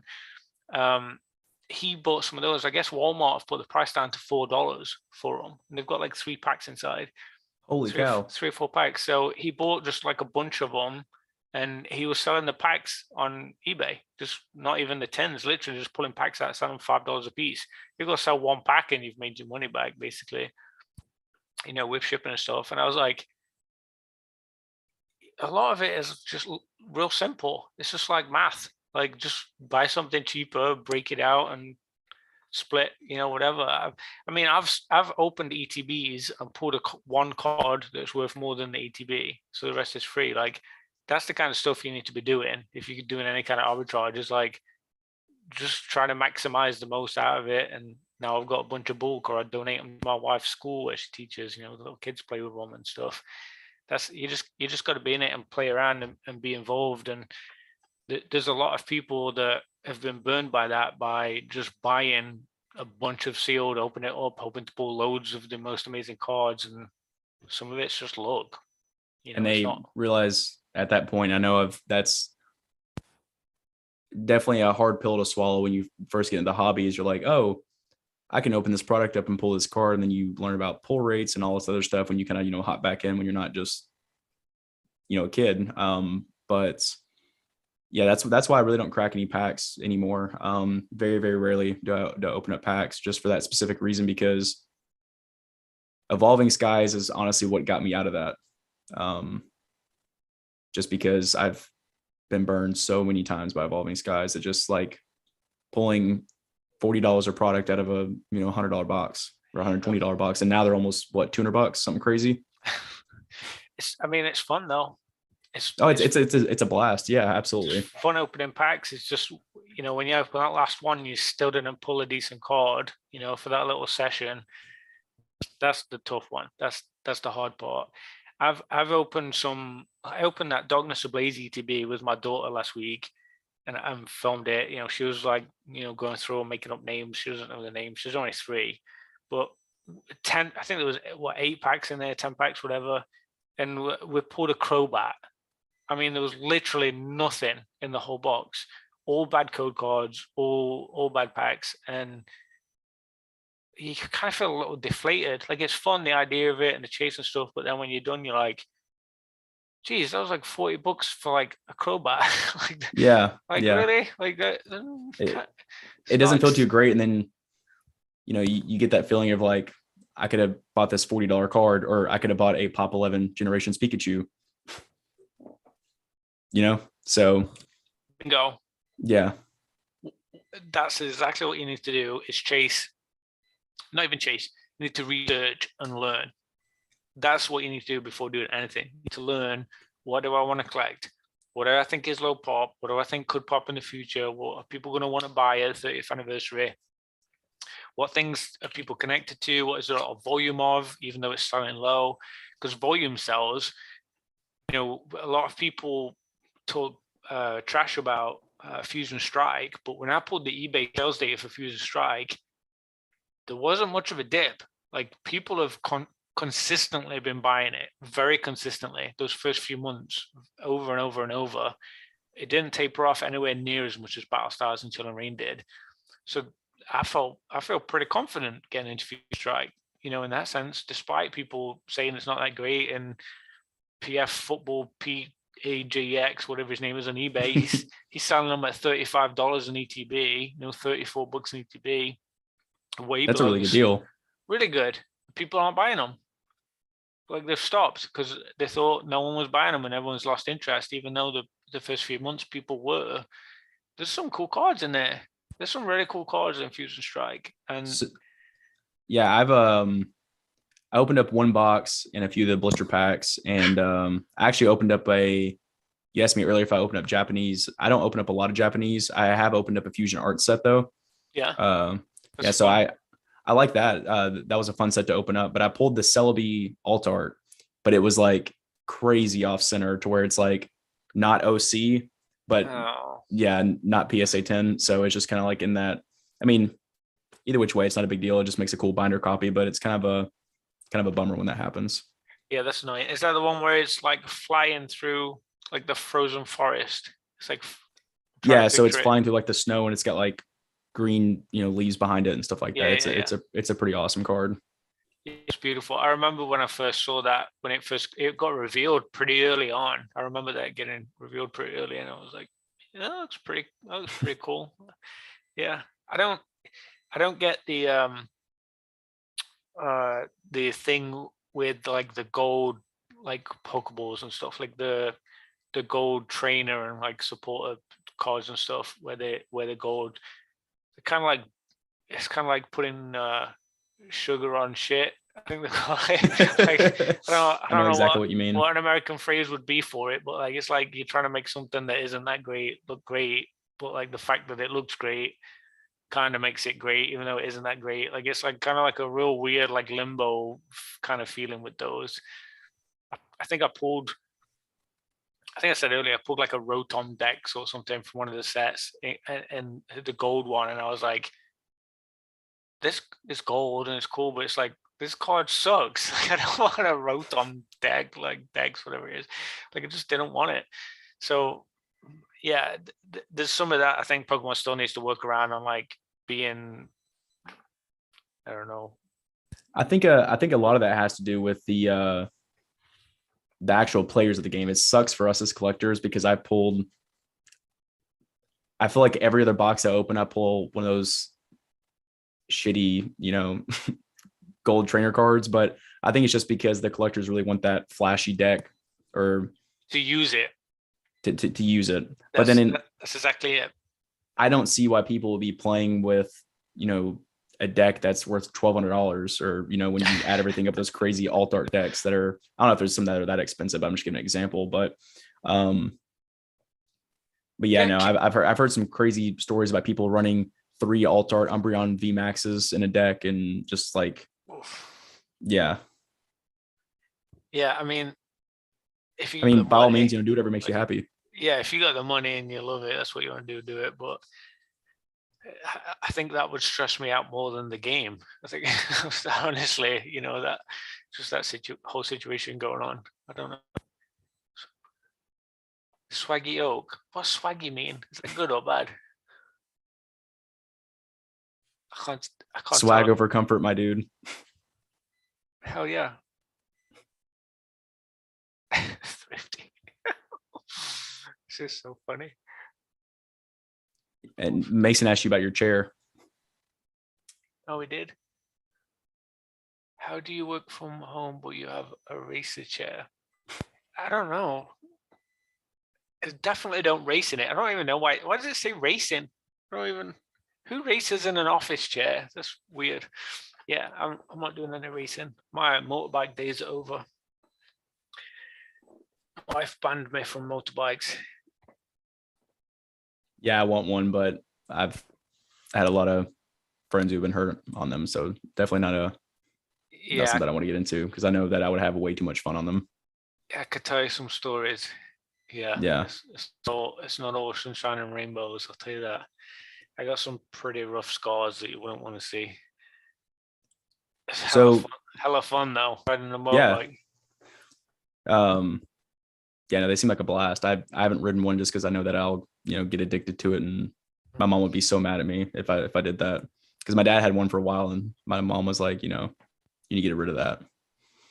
But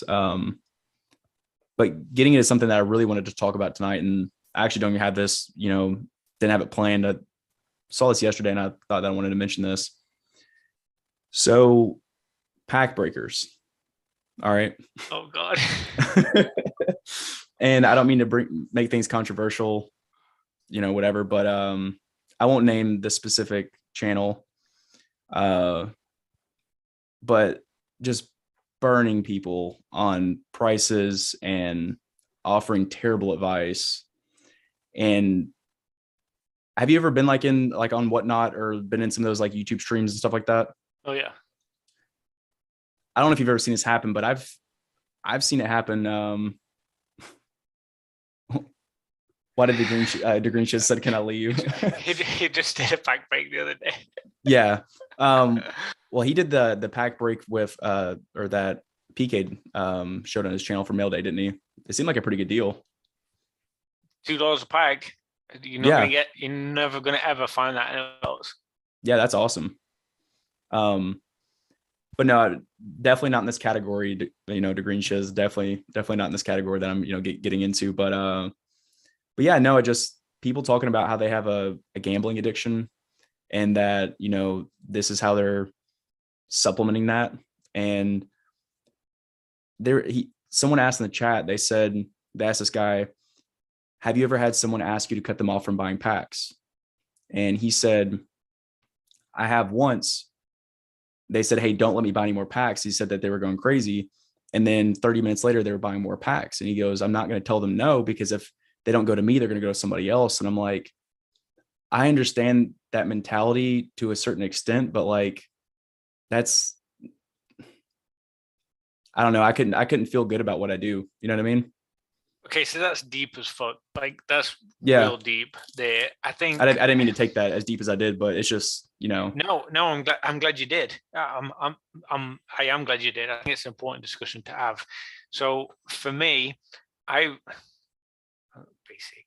Oh my god, he's not wrong. I'm absolutely a homeless guy during the day and dress up nice for my um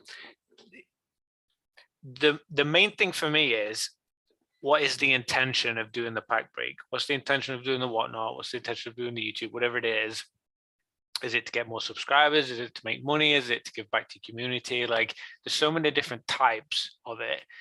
I think where some people's heart is at with it is in the right place. Dick Green Shares was a perfect example. He just wants to have a bit of fun with his community. I bought into it. I didn't take any packs. I donated my packs. Like it, for me, I just want it to be part of like making someone's day, adding a couple extra packs in, like just the experience of it. I just want to be part of it. Just donate. Let's have some fun. Love it. The guys that are charging $20, $50 a pack, whatever, some of these crazy packs, no interest at all. Because for me, most of the time, I could buy myself cheaper on eBay, like just buy a roll or a blister or a box and it works out cheaper, whatever. I would say 95% of the time you can. Bingo. So they don't know that though, or they are, I don't want to speak for other people, but it seems like they're impatient and they get excited and, it's like a ignorance. It's really what it is. So let's be real. Ignorance is when ignorance doesn't mean you're dumb, doesn't mean you're stupid, it doesn't mean you don't know something. All ignorance means, the literal definition of the word is sorry, excuse me, a bit of a dry throat. Ignorance is literally you don't know, you haven't been educated about what it is that you're talking about. You just haven't been told yet. It's that simple. And there's people out there that are buying into these crazy big pack breaks, just spending a lot of money for the entertainment or wanting to be a part of something. It could be any pack. It could be a pack that a lot of them probably never even heard of it, never even opened one of them packs, don't even know what cards are in it. They just know that YouTube celebrity, that person is exciting. They like to be part of it. They like to have their name shouted out. And I get it. Like I get why for that part they would want to be involved in it. The price point, it becomes an issue when, with your example, they're talking about, I sold it to him anyway. Don't care that he's got a problem. Give me the money around the back door. Let's go. No, I mean, fuck that. Yeah, it's I couldn't do that. From my channel, like I am not that guy. I am so far removed from that. Yeah. I want positivity in this hobby. I want us to enjoy it, get along, enjoy it, and just have fun. And for me, I think if I did a pack break, it's going to be very similar to what Josh did. The Green Shares. It's going to be a couple of dollars to help cover the cost, or free, or whatever it is. It's not going to be hand on heart. I'm never going to do a crazy pack break like that. I just can't imagine it happening. And I've seen a lot this past year or so on whatnot, on YouTube, on all over the place. And if it's above cost, I can see a slight margin to make a profit in terms of your time that's involved, but not double, triple, quadruple pack costs. So different level. I'll add two things to that. And we'll kind of, I'll see what you have to say about this. So about, I don't know, it was like 3 weeks, a month ago, because I'll hop on them every now and then. And when Evolving Skies booster boxes were at 150, the specific individual, there's two individuals I'm talking about, they were selling them, if you broke down the pack per booster box price, like the pack price times 36, it was like over $6 a pack. It was, and you don't even get to keep your bulk. So like bulk is something that nobody wants, but you it's additional value. I mean, if you open up 4 booster boxes, you have all that bulk. I don't know what the money would be on that, but I mean, you're at least talking 20, $30. You know what I mean? I mean, if you bought it, you bought the pack. Yeah. And then so it's to make the bags smaller and shipping sizes smaller and stuff like that. So you get reverse hollows and hollows.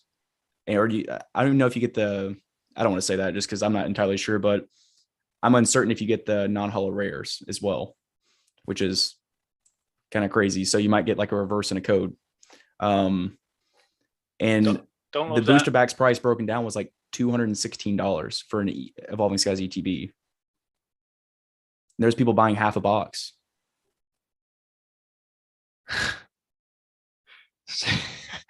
I mean, yeah. And, and so here's the thing, the waffles and, on whatnot. Is it upsets me. On that seller? Is it on that seller? Is it on the ignorant, uneducated buyer? Or is it on what the hell, I've had a couple of beers, let's just have some fun? Like the simplistic nature of it. Like it's got to be one of those three. There's no other explanation for it. So it's either predatory, right? We're trying to, the first point, which is the first place my head goes, is they're trying to be predatory for people. I would agree.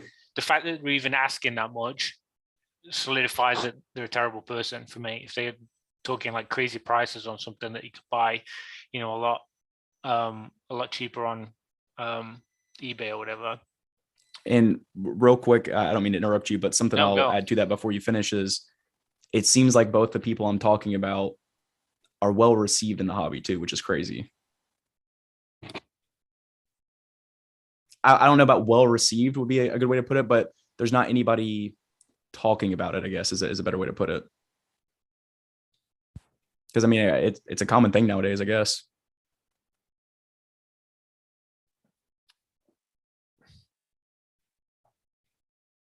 I hate this subject. I knew you were going to ask me a bad one. We can move on to a different topic if you want. I think it's really interesting.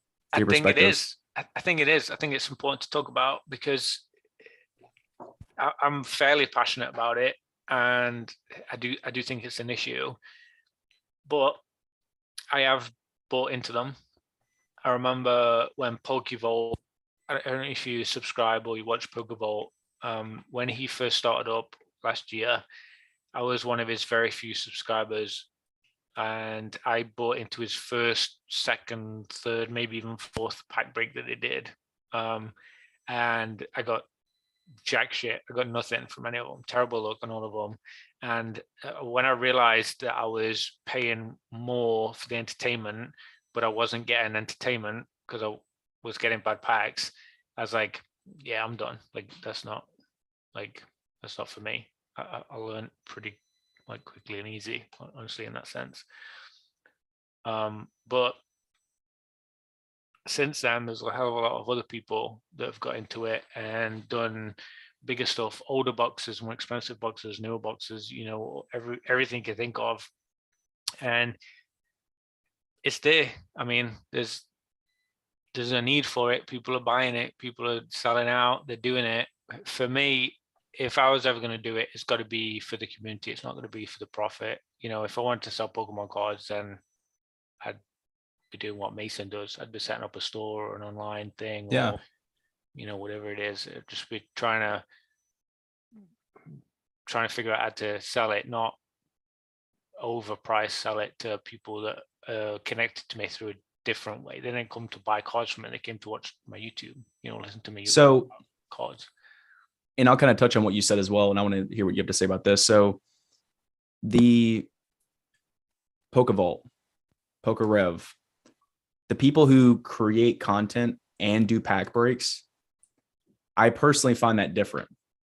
And I think that with their fan base, obviously, if PokeRev could price packs for Brilliant Stars at $100 a pack, and they'd probably sell it by the end of his live stream or the live stream. So I think if someone who really enjoys watching his content, whether it be new, a seasoned, veteran in the hobby, wants to buy that, I think that's fine. But if you're just, man, I don't want to upset anybody, but if you are sitting behind a camera and you're overcharging people who are you can tell that they're newly into the hobby. I just think it's wrong. Well, I wouldn't it's say not wrong, but it's not you know what I mean? sustainable. It's not Yeah. sustainable. Like it's not that person isn't going to carry on doing that, buying $100 Brilliant Stars packs. You know, that example that you just used. They're never going to keep doing that. They're going to either lose heart or interest, feel burned, feel upset, feel swindled. They're going to have a negative connotation attached with booster pack breaks, and that's never going to go anywhere. It's going to stick.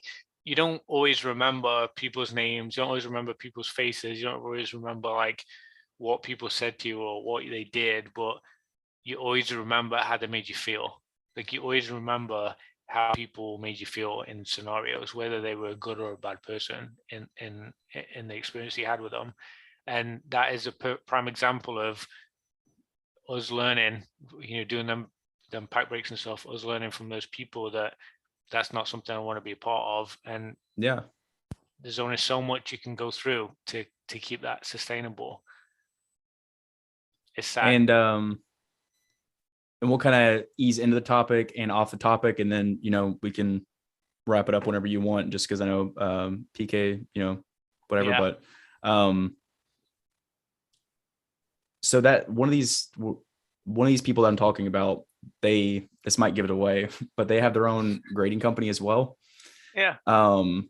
Which is cool. Like if you do have fans and people want to overpay and pay you to grade, you do you. But I can have my own opinions about it.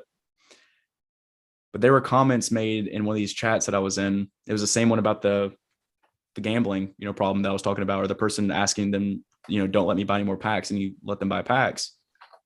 Block instantly. Should have blocked that person and said, no, you're not coming on my stream anymore. That's a real issue. Done. Yeah. So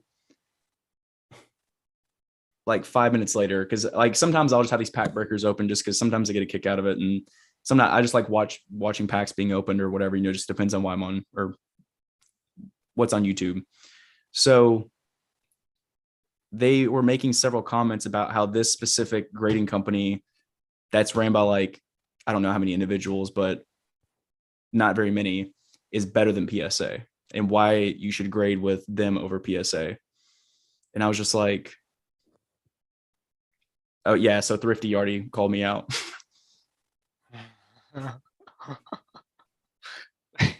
Yeah. So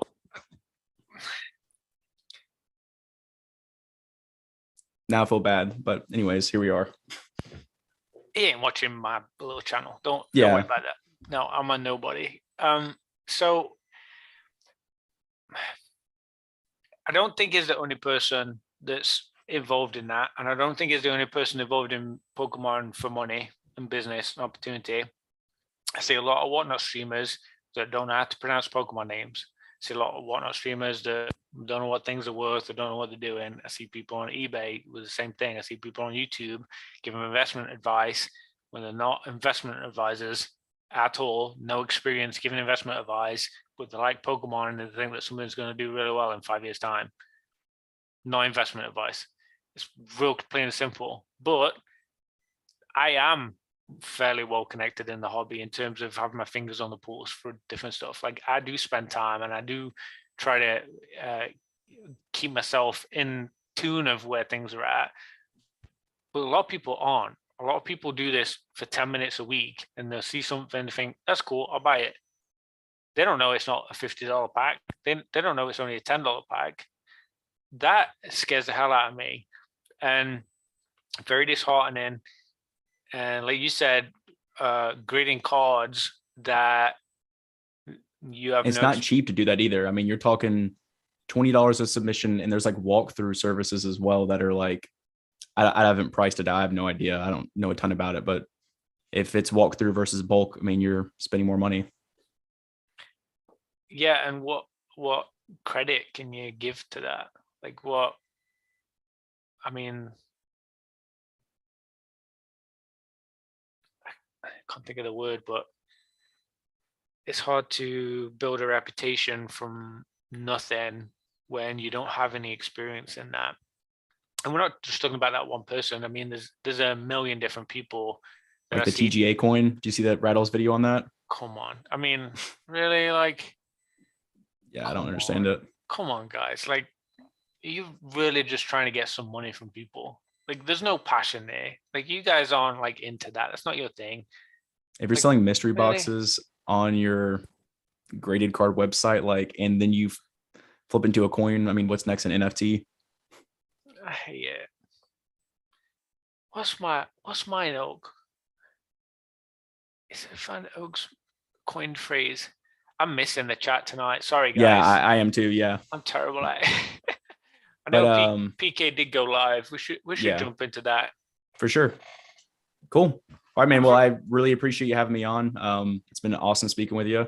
I've really enjoyed it. Yeah. Well, cool, man. Well, I think that's the most I've ever talked about Pokemon cards on any of my live streams. Is that a good or bad thing? It's a good thing. Okay, cool. That's the intention, I guess. But I think I get so carried away in talking about random stuff. Just my personality. That was fun talking about actual Pokemon. So yeah, I enjoyed that. Hopefully, awesome, hopefully I can have you back. Yeah, have me anytime. I've got all notifications set on your YouTube, so I'll be watching all of them. I'm excited to see more coming from you with your mad bussing editing skills that you've got going on. I love it. I wouldn't say all that. I have no idea what I'm doing still. So miles ahead of me, bro. I'll tell you. I love it. Chat. Well, cool. I'll see you later, chat. I'll see you later. And yeah, let's wrap it up. Let's head on over to PK. I got some moderating to do. Cheers, everybody. See you, man.